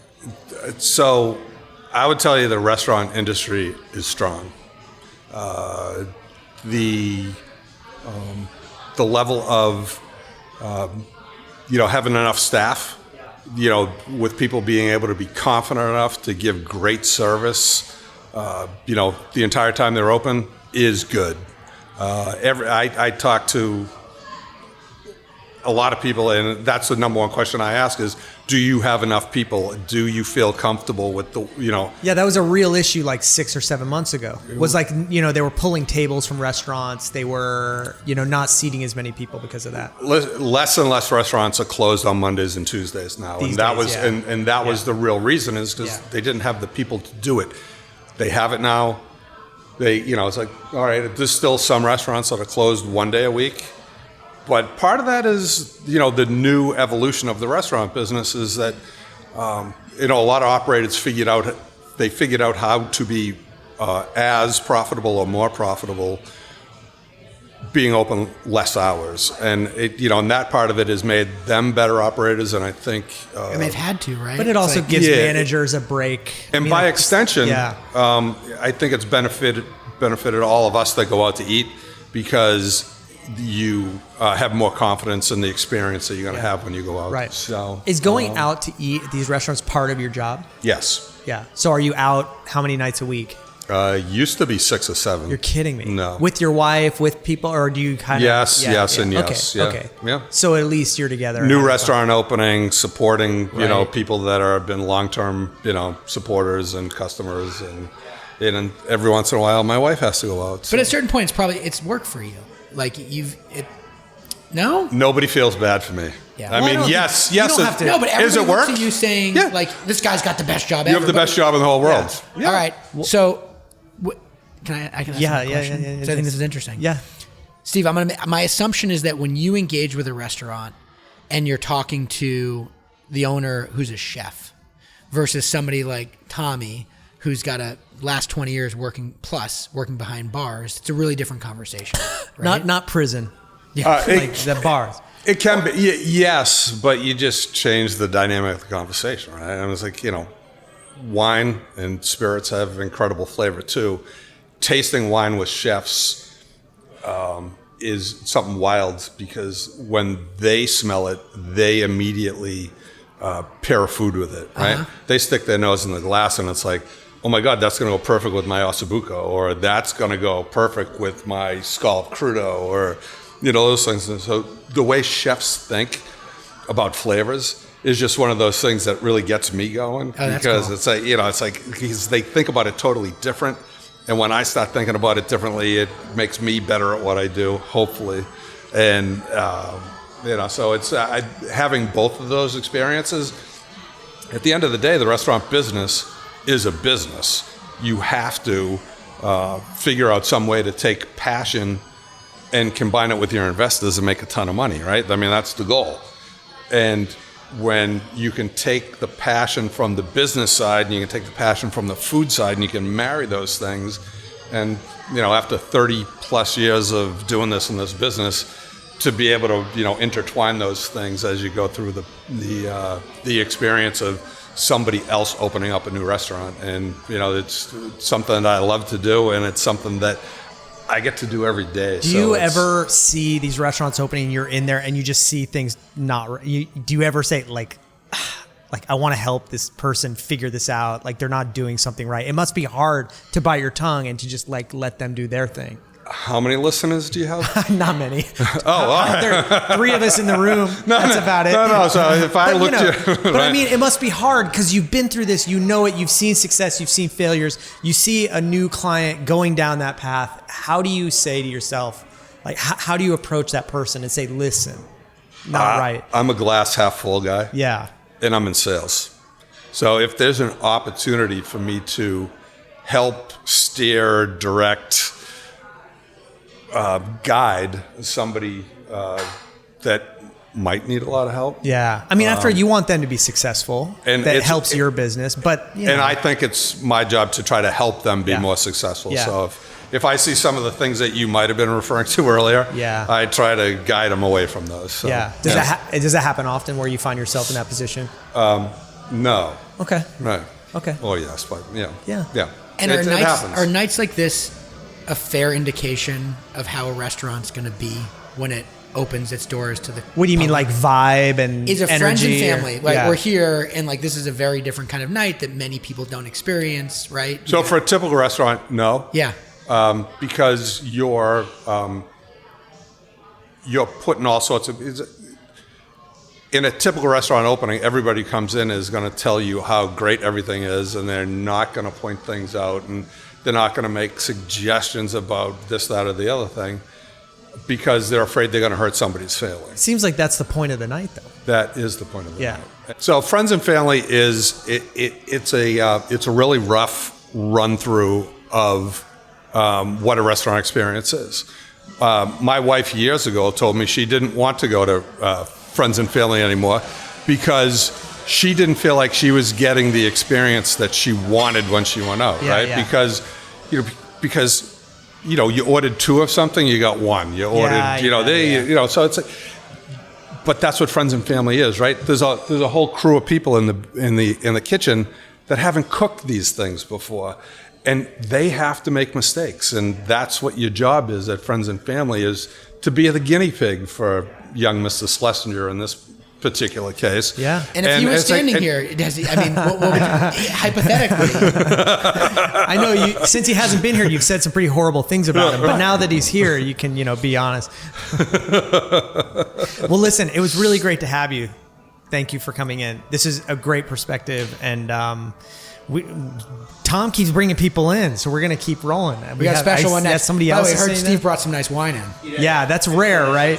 Did you have some? Thank you so much. Delicious? Yeah, that was great. Thank you, Steve. Thank you, Steve. Nice to meet you. Chris, you're going to hang with us for a few? Chris, you want to come on? Will you come over here? Can we get the intro? come Will over you here. intro Yeah. Mr. Chris Mearn? I would love to intro Mr. Chris Mearn. And we have to lower the... Steve's Steve's tall. 6'3", he said. Yeah. Well, let's introduce these guys, and then we'll... All right, so... You go over there. We're just going. Oh, you want to just hang out? Yeah, we're live. Look, it's red. We're saying we're live. Yeah. It's live. This Yeah. is live podcasting. This is going to be the longest podcast in We're history. at We've been hour rolling 4. for 4 hours. Maybe you'll edit some of this stuff. No, Well, I'll prime the pump. I mean, last time we were in here 6 months ago, we were talking about how this deal came together, and you told this story about how the Seaport wasn't really on your radar, right? I mean, it was on your radar as a place, but you weren't thinking about opening a restaurant. I was here. uninterested in it. I And- would say I was actively negative towards it. why? What was the main reason? Because we do neighborhood restaurants. That's Didn't feel like a that's our neighborhood. vibe, and I didn't feel like it was a neighborhood yet. And at the time, But you had a vision in the West End. Yeah, and it for was not sure. a neighborhood when you moved in there. That's also true. Yeah. But that was different. That one was in my core as a child growing up in Boston, going to Celtics games with my uncle and eating somewhere on the Green Line and recognizing that there was nothing around the stadium, and the corollary between Fenway and my work in Kenmore Square. That had a different, this is the first time I've done a restaurant not near a venue. True. In a long Yeah, time. Yeah. Is there a safety net with that venue that you don't have here that worries you? Is there any of that going on?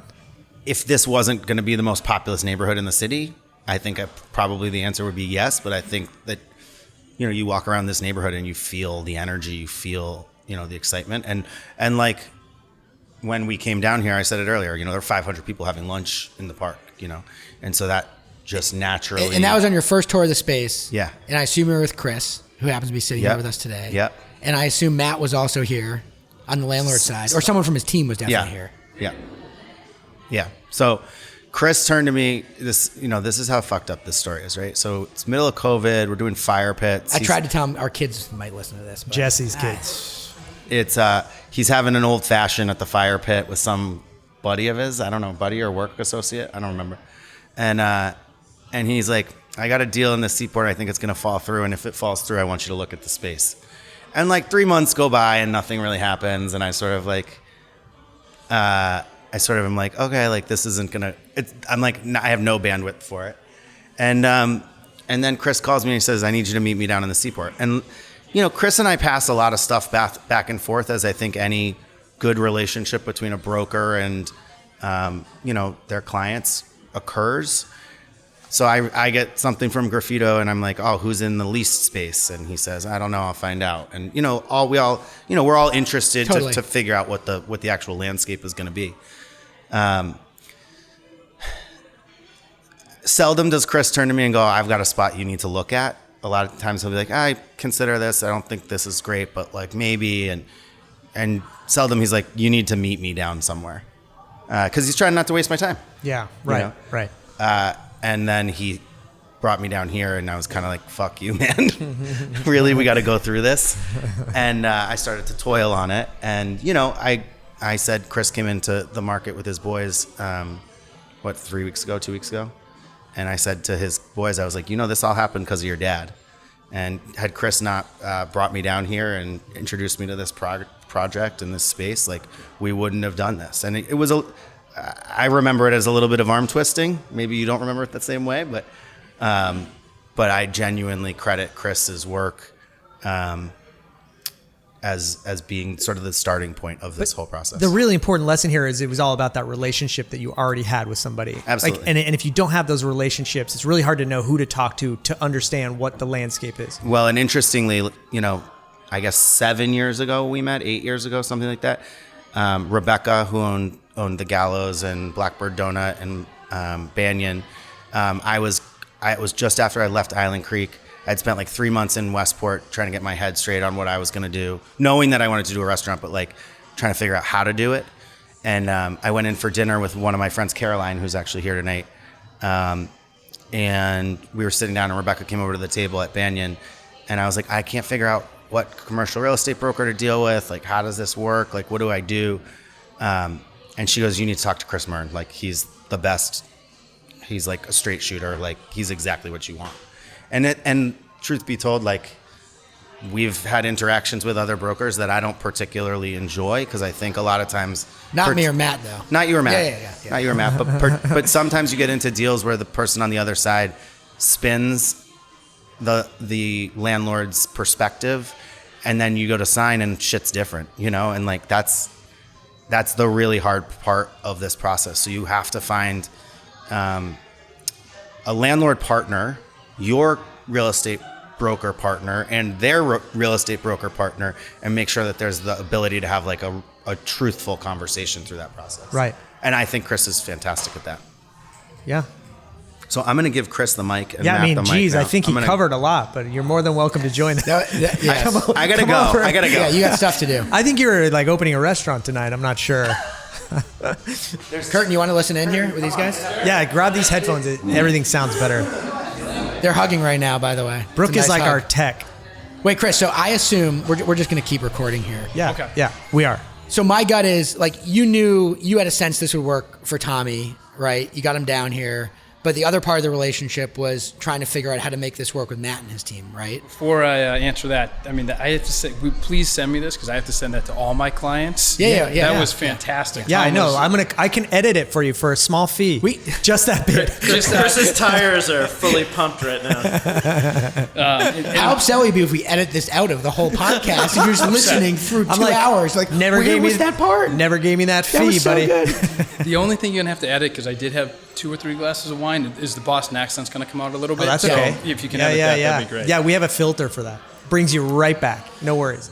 Wait, so Matt, have you listened to the Graffito podcast at all? I have, yeah. Okay.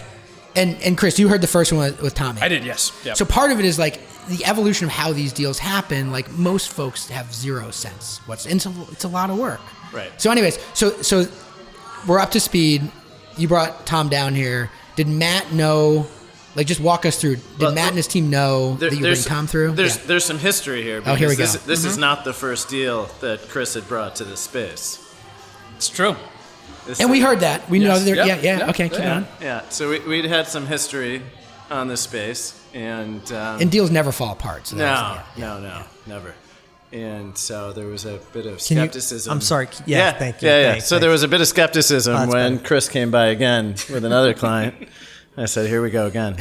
And tell me that. And I did tell him if this happens a second time, this is the last time. What is that experience? How long was that potential tenant wrapped into this space? Like, how long did that take? Thankfully, the building wasn't fully built yet. Yeah. So time wasn't of the essence necessarily. But our personal time in was a lot goes into it. It was many months. I don't work on that side of the business, so I'm always hearing about it, and I'm always amazed that 8 months can go by, and then it falls through, and all your time is gone. I'd say it was probably about that long. Yeah, and how much time in between sort of that deal and then finding Tom to come in? It's a great business we're in. That was a short time frame. I would say probably 2 to 4 weeks. Yeah, it was okay. quick. It was quick. Okay. It was very quick. It was very quick. And this landlord in particular was... Is this Fallon? No, this is Bering. So this is Mass Mutual. So this is the development arm for Mass Mutual. So, right. Part of... Yeah. Mm-hmm. So who obviously they occupy the majority of this building as well. So the decision making at the end of the day had to go to Mass Mutual CEO. It was the C-suite level. They needed to decide what they wanted on the ground floor of their new headquarters, Which was deeply important to them here. huge, Yeah. huge. And we brought them. And I'll let Chris jump in a second with how this evolved, but we brought them. Obviously, this is a great space. The sales coming out of the Seaport are tremendous, so there was a lot of competition on the space.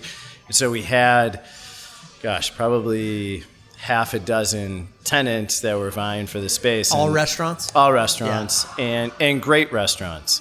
But at the end of the day, this landlord decided that they wanted us as their brokers to focus on local operators. Okay. Right? So, Yeah. so we had tenants with a lot of cash, a lot of credit, the ability to move quickly, and there were great restaurateurs who were going to build fantastic restaurants that would probably do tremendous amounts of volume.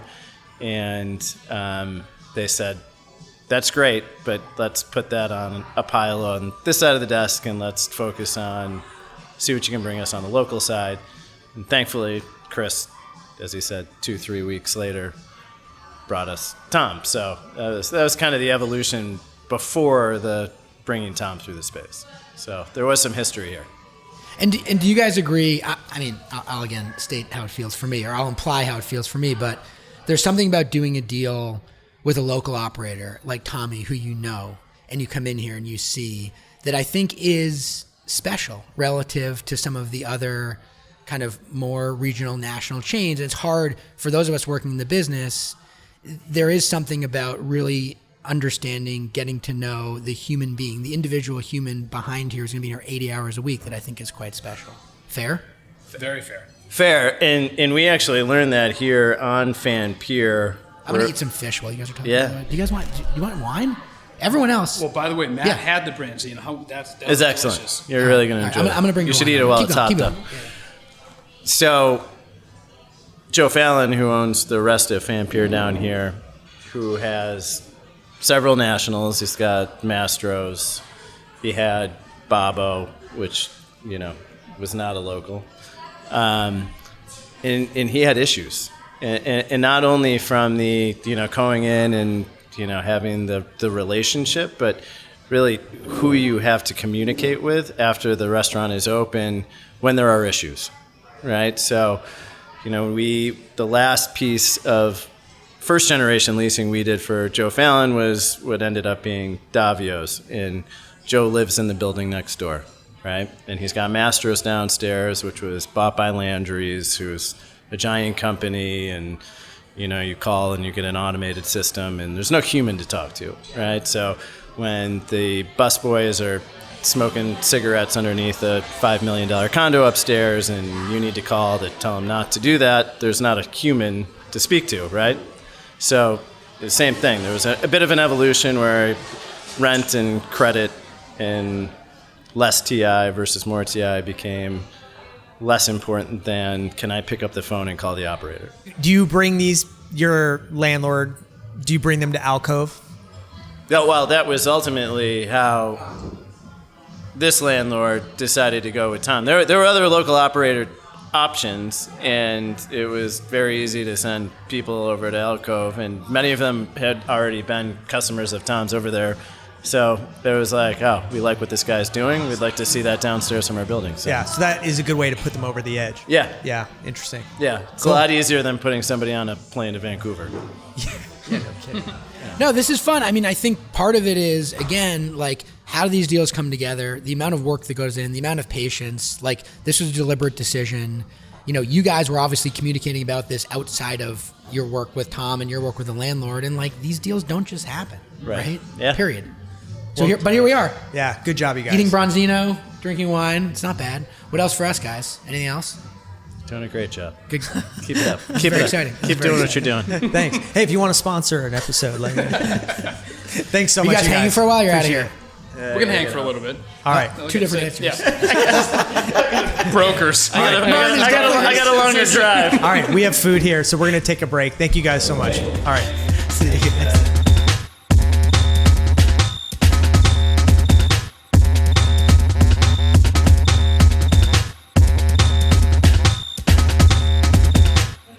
Nikki, Or you can just conquer your fear. we're back. And then if it doesn't go well, we don't put it on. Look, Nikki's here.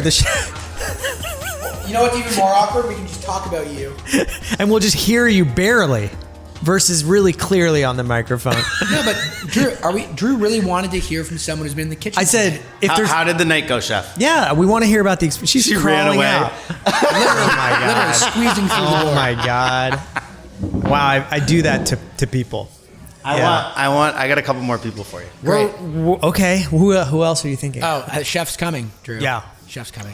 While you're Come chewing in. Skittles. I'm chewing Skittles. Come right there. Here, hang on. Yeah, there's the headphones right on the thing. I got to put headphones on? Yeah.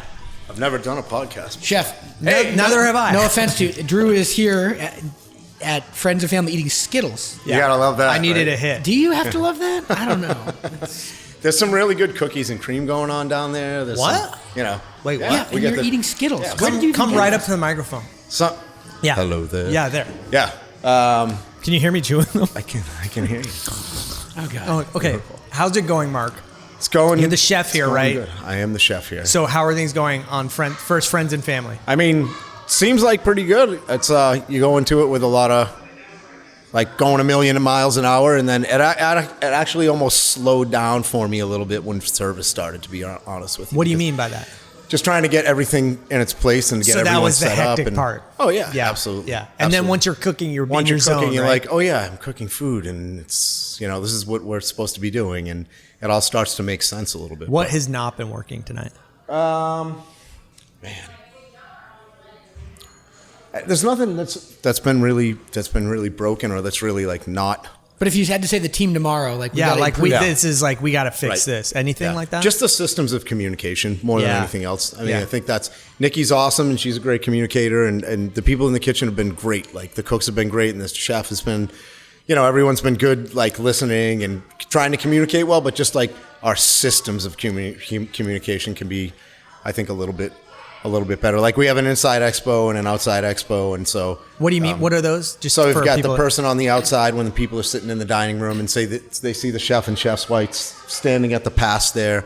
Which has been Nikki tonight. Has been Nikki. Yep. So she basically makes sure the food gets to the servers that go to Right. the tables. Yeah, exactly. And then there's a inside expo that's taking all the information and disseminating it to the cooks. And then the inside and the outside expo are communicating about what's going on. And I was inside expo tonight, and Nikki's on the outside, and usually the inside expo, you want them to stand there, not do a whole lot of cooking, and just communicate with the cooks, and then communicate with the outside expo about like what dishes are coming up, Because what you're tickets coming managing up. everything. You can't be cooking. Yeah, It's exactly. hard to do at Right. the same time. But And then this is your first time all working together, putting right. food out Yeah. for humans. Yeah. Yeah. It's probably one of the first nights you've just been in the same room together. Everyone together, Yeah. yeah. Yeah. And then for me, expediting is great, but it's like everyone's cooking the food for the first time, so I'm trying to run Yeah, around and yeah. cook everything with them and show Right. them. and- Bronzino, if it's any indication, wow, that's good. Awesome, I yeah, thought I my like to. Yeah. Not that it matters, but my steak was very good. Cool. The one steak It order was good. tonight Yeah. came right Yeah. over here. Is that true? Although I think there are some kids who We got to ordered get the also. chimichurri on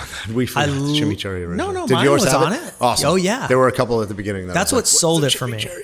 Yeah. I think it's great with. I like doing the bordelaise and chimichurri Yeah, for me. That's delicious. great. Yeah, Very so- cool. Very yeah. cool. Have you opened restaurants before?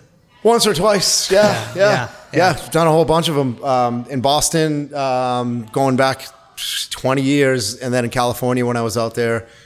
We don't care about that, California. California can go screw. And most No, they were recently, great. just for those who didn't read the great Boston Globe article, congrats, Yeah. by the way. Nice Thanks. photo, by the way. Yeah, that was Thank you. Awesome. some really good Thank you. photographer there. I don't know. We were joking. But we used AI to Lucky fill that shot. dish. Did you notice that? Did you notice? Did you? Did you not look at the picture? It didn't look like there was. It was an much in empty it. bowl, Yeah. and I Yeah, it didn't was think an you'd be empty able to see in the bowl. I'm eating Yeah. my Skittles. Yeah. And There were Skittles in the dish. That's what. I use a little AI. Rainbows. Boom, food. I'm pretty sure it's against all journalistic Where did you get the integrity. Skittles? Out of curiosity. I know. Did you a bring place- them with you? in the back office somewhere. Good God. You know that place Brooke was working, So anyways, toiling so away. pre hook Yeah. and line. Yeah. Oh man, I mean, I spent a bunch of time like on Nantucket. I opened the Great Harbor Yacht Club out there as the chef de cuisine. Chez Henri. Chez Henri. Back in Yeah. the day, my brother was the chef there, and I worked there intermittently. But my brother like helped get the place up and running. And Can all you that. make? Paul, right? Yeah. Can you yeah, make yeah. that Cuban? Central Kitchen? I actually can. Ooh, I do Central Kitchen. Cuban When inside do out. you It's make the it's- Cuban ever? I actually want to do it like. It'd be late night or impressive something. for date if you it's go on a badass. date or something. Oh, yeah. That would pull that out. Oh Ooh, yeah, I've done. I've done. It works. too. Really? It's Oh, a- yeah. It's a beautiful Delicious thing. sandwich. Yeah, it's awesome. It was definitely my favorite Cuban. I think I ate more of those than probably anyone. I actually used to go in Chandray all the time, and we lived in Porter Square at that point too. And I'd go in there and like I'd sit at the bar, get a Cuban, whatever. And I got to know the guy. I worked in the kitchen a little bit, but the guys knew me so well. There were a couple of times I'd go in the back door of the kitchen, just say hello. And like one time, the Garde Manger cook Neil, I go in there and Neil's like, "Hey, what's up, Mark? How are you? The usual?" And I go, "Yeah, the usual." And like 10 minutes later, he gives me a Cuban, and I thought he was just asking me how I was doing and stuff. And he was like, "Boom!" And I was like, even "That's better. the usual." Yeah. I love that. Yeah. So Chez Henri, for good. many of our listeners have no idea, Chez Henri is this legendary spot. Yeah.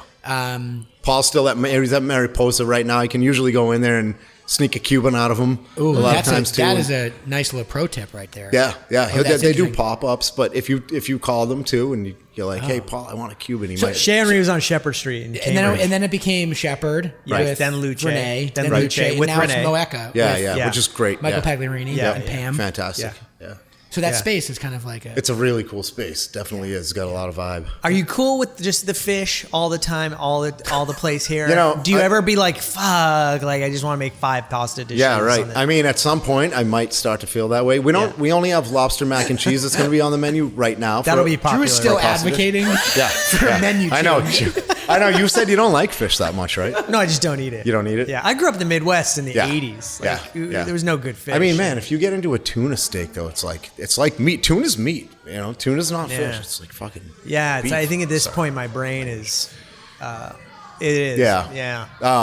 No, I mean, I like fish a lot, but I honestly, like, for me, I'd rather eat. I like raw. I like sushi and sashimi. There's some nice stuff like crudos that. on the menu. Yeah, we got one. We'll definitely add to it. I like the way that one was coming out. Kingfish is delicious. Are there any dishes you're just kind of like still trying to perfect for the menu? Yeah. In 3 days from now. Yeah, there are a couple. There's one. I made one dish that was like a fall vegetable, autumn vegetable kind of thing, and I liked it, but it just didn't have enough pop to it. And I started thinking about it, and now I got an idea that I think is going to work really, really well. And that's always what it is. It's like as you go along, it's hard when you're building a restaurant too. And I went from like changing the menu at Alcove and doing a bunch of menu changes there to like great literally changes. just thank you, and then just banging into this and having not a ton of time between like the setup of everything and training people and just getting organized. So we did test stuff and everything, but it's different when you're like actually there day to day and you're open and you're cooking through dishes on the line. Yeah. Then you start to then there's a flow that happens and you come up with things in a different way. How long ago did you join Alcove? July. And the intention was you would be over here as well. Yeah. Is it easier when they both open? Where do you split your time? How do you figure that out? Right. I mean, I guess we're still in that process right now. So I suspect you'll be here a lot. I'll be here a lot, at least for a little while too. Yeah. Well, you have a great team back at Alcove. Yeah, we do. Yeah. We do. There's a lot of great people in both places, and that's part of what's been awesome about the whole thing to me is like, it's like, man, how am I going to do this sometimes? And then you look at the people around you and see what they're doing, and you're like, all right, like, let's go. Like, and it really is like the whole team is. I'm really blessed and feel awesome to be working with these guys. So it's great, cool. So, what are you most excited for in the next week? Man, to be like, night one of like once we get through friends and family and really get into it and have actual customers come in here and sit down and just to see the space. I think the space is amazing and beautiful. You get to see them. I mean, you're right. The kitchen it literally overlooks the dining room, which is very cool. Yeah.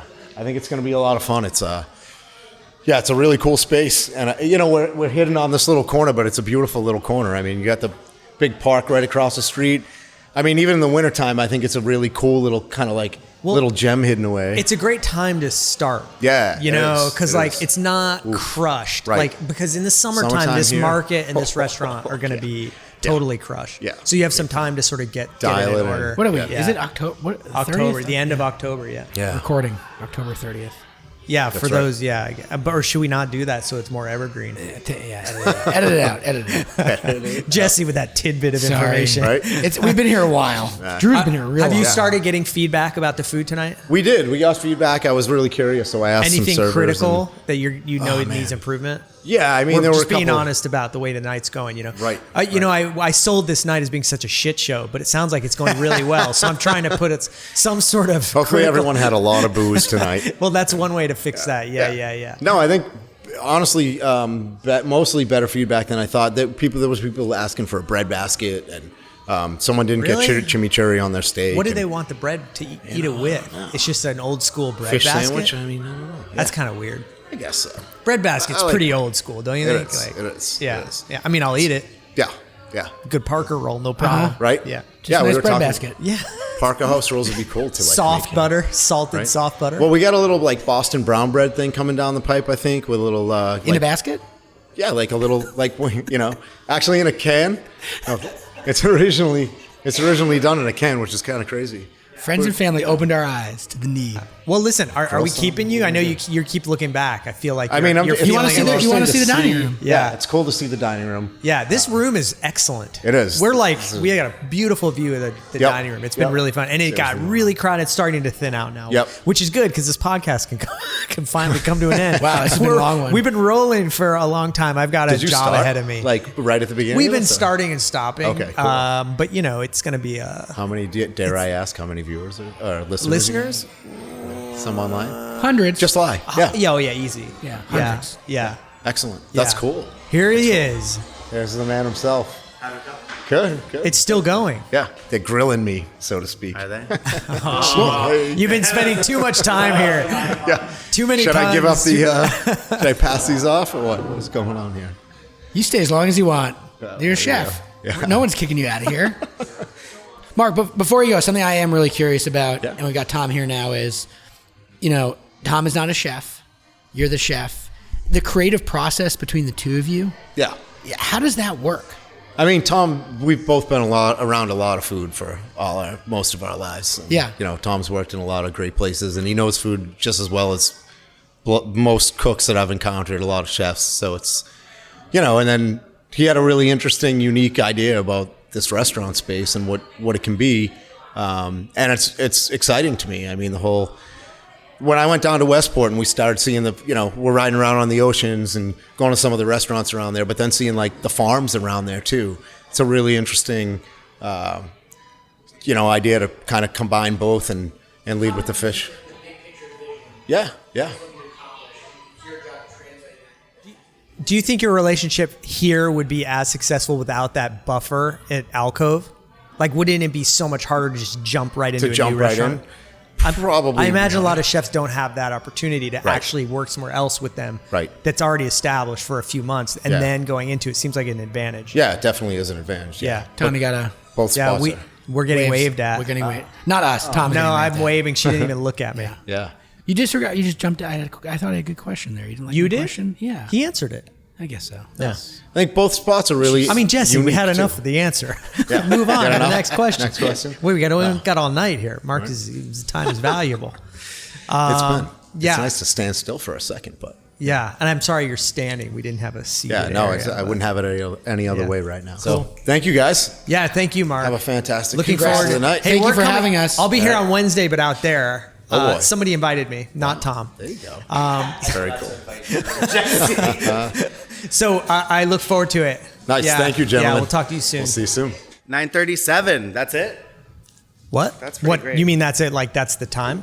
It's 9:37. Everybody. Usually, people are out way later. I feel, but I guess we didn't. Our last seating was 7:15, so that's pretty natural. Hey Tom, step right up to that microphone. So You can't hear me? No, I want to hear you even better. Okay. What's that? It's a note Go on. from one of our, my good friend Alex DeWinter, who's this is a guy who Alex was the wine director at Grill 23 for many, many years before Brom took over, and eventually, they won a lot of awards when Alex was there, but really the predecessor to and foundation builder to what Brom took over and then took to another level. And Alex is now the director of on-premise sales for MS Walker. So he's Steve's boss's boss. I guess he's Steve's boss. Anyways, Alex has he's one of those old school guys who still carries a fountain pen with him all the time. And I just love that about him. And so he used his fountain pen and took notes tonight. Oh, that's nice. And he did it as a thought bubble. And anything you can share? I'll share all of it. So hook and line is in the middle, of course, of the thought bubble. And then juicer at the bar. Amazing tuna. He was talking about the tuna app. He didn't like the tuna entree. Okay. Tuna fair. app he was into. Tuna app he loved. Tuna entree he had some feedback on. Okay, fair. But that's why we're here. Yeah, exactly. Love Yeah. it. Menu's beautiful. Oh, Good job, Drew and Brooke. Brooke, yeah. Really more Brooke than Drew. Always. we know. That's a given. Yeah, more water, which is a really interesting one because I felt it all across the room tonight that we needed to pour water better. And do you give bottles like you do at Alcove? no, Okay. it's pitcher service here. Okay. And it was like a battle in my head, and I spoke to nobody on the team about this. So at Alcove, we use 16-ounce glasses for water, and here we're using 12-ounce glasses. And it sounds ridiculous, but the amount of labor that 4 ounces of water increases is dramatic. Imagine on a Saturday night. Right. Like, and so like now I'm already regretting the decision I made in that context, but like I love the glass. I mean, it's a significant amount. Yeah. Yeah. So, And I like the glass. I like the glass a lot. Well, the glass is nice, but that's not the point. There are many restaurants that actually have 8-ounce water glasses. Or Yeah, if but you go they're- to drink, you get 3 ounces. But do they give you a bottle? Do they? No, I mean, there's a bunch of different component pieces, Yeah, you know, yeah. so it's and maybe the answer is that every table gets a pitcher, although the pitchers, I had to start an import company to get the pitchers here, so I'm not kidding. Smooth service, lots of fun, Okay. too bright. And then like I was sitting there and I read this comment and I was sitting there and I turned the lights down in his section. He was like, all right, you're fine now. Too loud. And then in parentheses, they got this guy at the table named Roger, and they were like, for Roger. So they were just they were busting his chops. Love the wine list. Food timing needs work. Mm-hmm. And then increase the number of dishes for guests. So but that's, so like that's like I think that's one of those things where we have, you know, like you go to Woods Hill and they're like, okay, like it's all small plates except for these 3 dishes, which are our large format things. We suggest 2 to 3 dishes per person. Like we need to script that better and really like Explain work it out. on the protein only menu and then like fill it out with the sides. and Yeah. stuff. Yeah. So it's all like really good feedback. What have you just been observing tonight that you think need improvement? I think like for the most part, it's pretty basic stuff. We don't know how to mise for dessert. So mise en place, everything in its place, like making sure that you have silverware, etc. We don't know how to mise for dessert. Like we clearly verbally went over it during training, In other but words, we never visually went Everything's over getting cleared, but getting the table set back up. it. We need to for reset people. the table, and so Yeah. like you need to put a fork down, a share plate down, and a soup spoon down. Is that something you just noticed throughout the night? Yeah. You catch the first person doing it wrong, and you're like, And then- that person did that wrong. That person doesn't know how to do it, and then So you saw this happen multiple And then you times. see 3 different servers do the same thing, and you're like, okay, like that wasn't that server being a dumbass. Yeah. That was, we haven't taught that correctly, right? So we need to go over that. We need to go over water service again and the importance of it and how and the practicality of it, and keep water pitchers full and keep them throughout the restaurant and always have one in your hand for the bussers. From a kitchen perspective, like the lobster roll came out. We didn't serve a ton of lobster rolls tonight. Most people ordered fish entrees rather than the classics, which I think is probably in part like the savvy of the group of people that we invited in. Yeah. Other than those who ordered steak, Drew. Hey, at least it was on the grill. Yeah, fair enough. My bronzino was really good. You liked it? Yeah, I really just liked That was a fan favorite tonight. it. It was really And we 86'd it. It was really good. It looked, meaning you ran out. We ran out, Yeah, yeah. but it looked just simple, just like a beautifully grilled piece of fish. Yeah. Full fish, whole fish. But there was actually more like when. Carry on. Go ahead. Awesome night. Yeah, we were so here much fun. 4.5 hours ago. You were here talking longer to than you. that. I've been here a Drew little got here while. too. But I felt a little envious when Brooke was able to go home. That's but not that's true. okay. I'm having a great time. You loved it, right, Drew? I did. I had a lot of fun. I'm more thinking about what's ahead of me to try and make this easy for people to consume, because I think we talked about a lot of cool stuff, and it's just really special to be here. When the restaurant's just getting started, and to be in this room and to watch it all happening, and then it's just kind of cool. So I'm feeling very fortunate right now that this opportunity came about. I feel very fortunate that the opportunity came about, and I'm appreciative of both of your time to do this. By the way, you came out tonight looking like a rock star. Pretty much everyone had amazing things to say about you. So Yeah. Well, you I will was just feel better after you hear it. Even. Oh, good. Yeah, My yeah. ego's really needing that. Yeah. On the night you open. Oh God. But what I was going to say is, Drew, I thank you. I'm really appreciative of you. And I'm like, this restaurant is way better than it ever would have been without you. Oh, and so super nice. Thank you. All the design stuff, the colors of the restaurant. Like I was just talking to those boys about how hard it is. Every restaurant I've ever built has had a pretty monochromatic scheme to it. And this is the first time I've like attempted color. And we took the colors from what you and Brooke put together. Yeah. And you sat on a panel the other day and talked about how like that doesn't usually happen where you're in that early. But like the color palette of the restaurant is based off of your work and Brooke's work. And I'm really appreciative of everything you've done. So thank you. I mean, and throwing it back at you, and I've said this a few times when you haven't been in the room, that this is a unique experience for us, working with a friend, but also somebody who wants to collaborate and also appreciates the design process enough to make us feel like a part of the restaurant and not just like you did this component, thanks, maybe I'll see you, but to actually feel like we're a part of this restaurant is really special. And it's a model for all clients because we work harder when the client makes us feel that way. We feel more invested in it and emotional about it. And if we had every project where we felt like a part of the community and the people that created it, I think the work would be better and we would feel a lot better about it. So thank you for that. And again, I get a lot of accolades being in the position I'm in, but Brooke Porter for sure. fucking killed it. She's not here right now. But she worked really hard on your project. She loves you. Yeah, and I love her. And yeah, you guys work really well together. So, it's very easy for me to sit here and take any credit. But without Brooke, obviously, it wouldn't be the same. So, want another shout out. Agreed, 100%. Yeah. Cool. And Jesse for creating that space for you too. So I get credit for Brooke's work, and Jesse should get credit for my work. Yeah, it's just that's how the ladder goes. There, but sure. But yeah, no. Anyway, Tom, thanks for this opportunity. Thanks for having us in. You've been our most interviewed guest. I know. I didn't. I think I like people need a break now. I think. And I pushed my way on the podcast. No, you're not. No, you're willing. You're. It's been great. And the first time you're in the podcast, we were talking about we were disagreeing on stuff. We were talking about issues. You got personal, which was great, lovely, and it's still one of the most listened to podcasts. That one, and I have a feeling people really enjoy being a part of this hilarious and bizarre podcast that we did tonight at the opening and the friends and family of a restaurant. People, if they know what that is, great. If they didn't, they're going to learn something tonight. But the end of the day, we were sitting here like idiots in this glass box trying to record a podcast while everyone was enjoying the Everybody meal. kept looking at me being like, what's going on? Yeah, what is happening?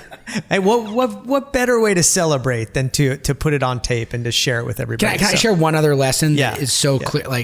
I've done some talking, but a lot of listening tonight, and I think everyone who came in here, and this is a compliment to you, Tom, and your process, which I know is very deliberate, from Martha to your liquor rep, from some of the folks you've bought wine from, the real estate brokers, you let everybody into your process. You've invited them in, and you've gotten a lot from them.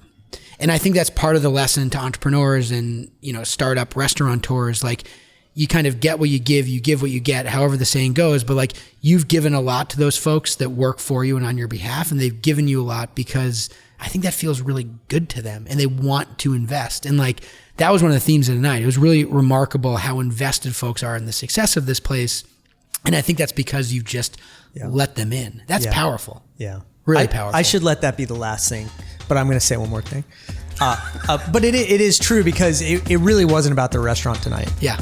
Everybody was talking about you and how much they wanted you to succeed and they're proud of you. And thank you, Tom, so much. Thank you. And let's wrap up. Yeah. Congrats, my friend. All right. Congrats. Good night.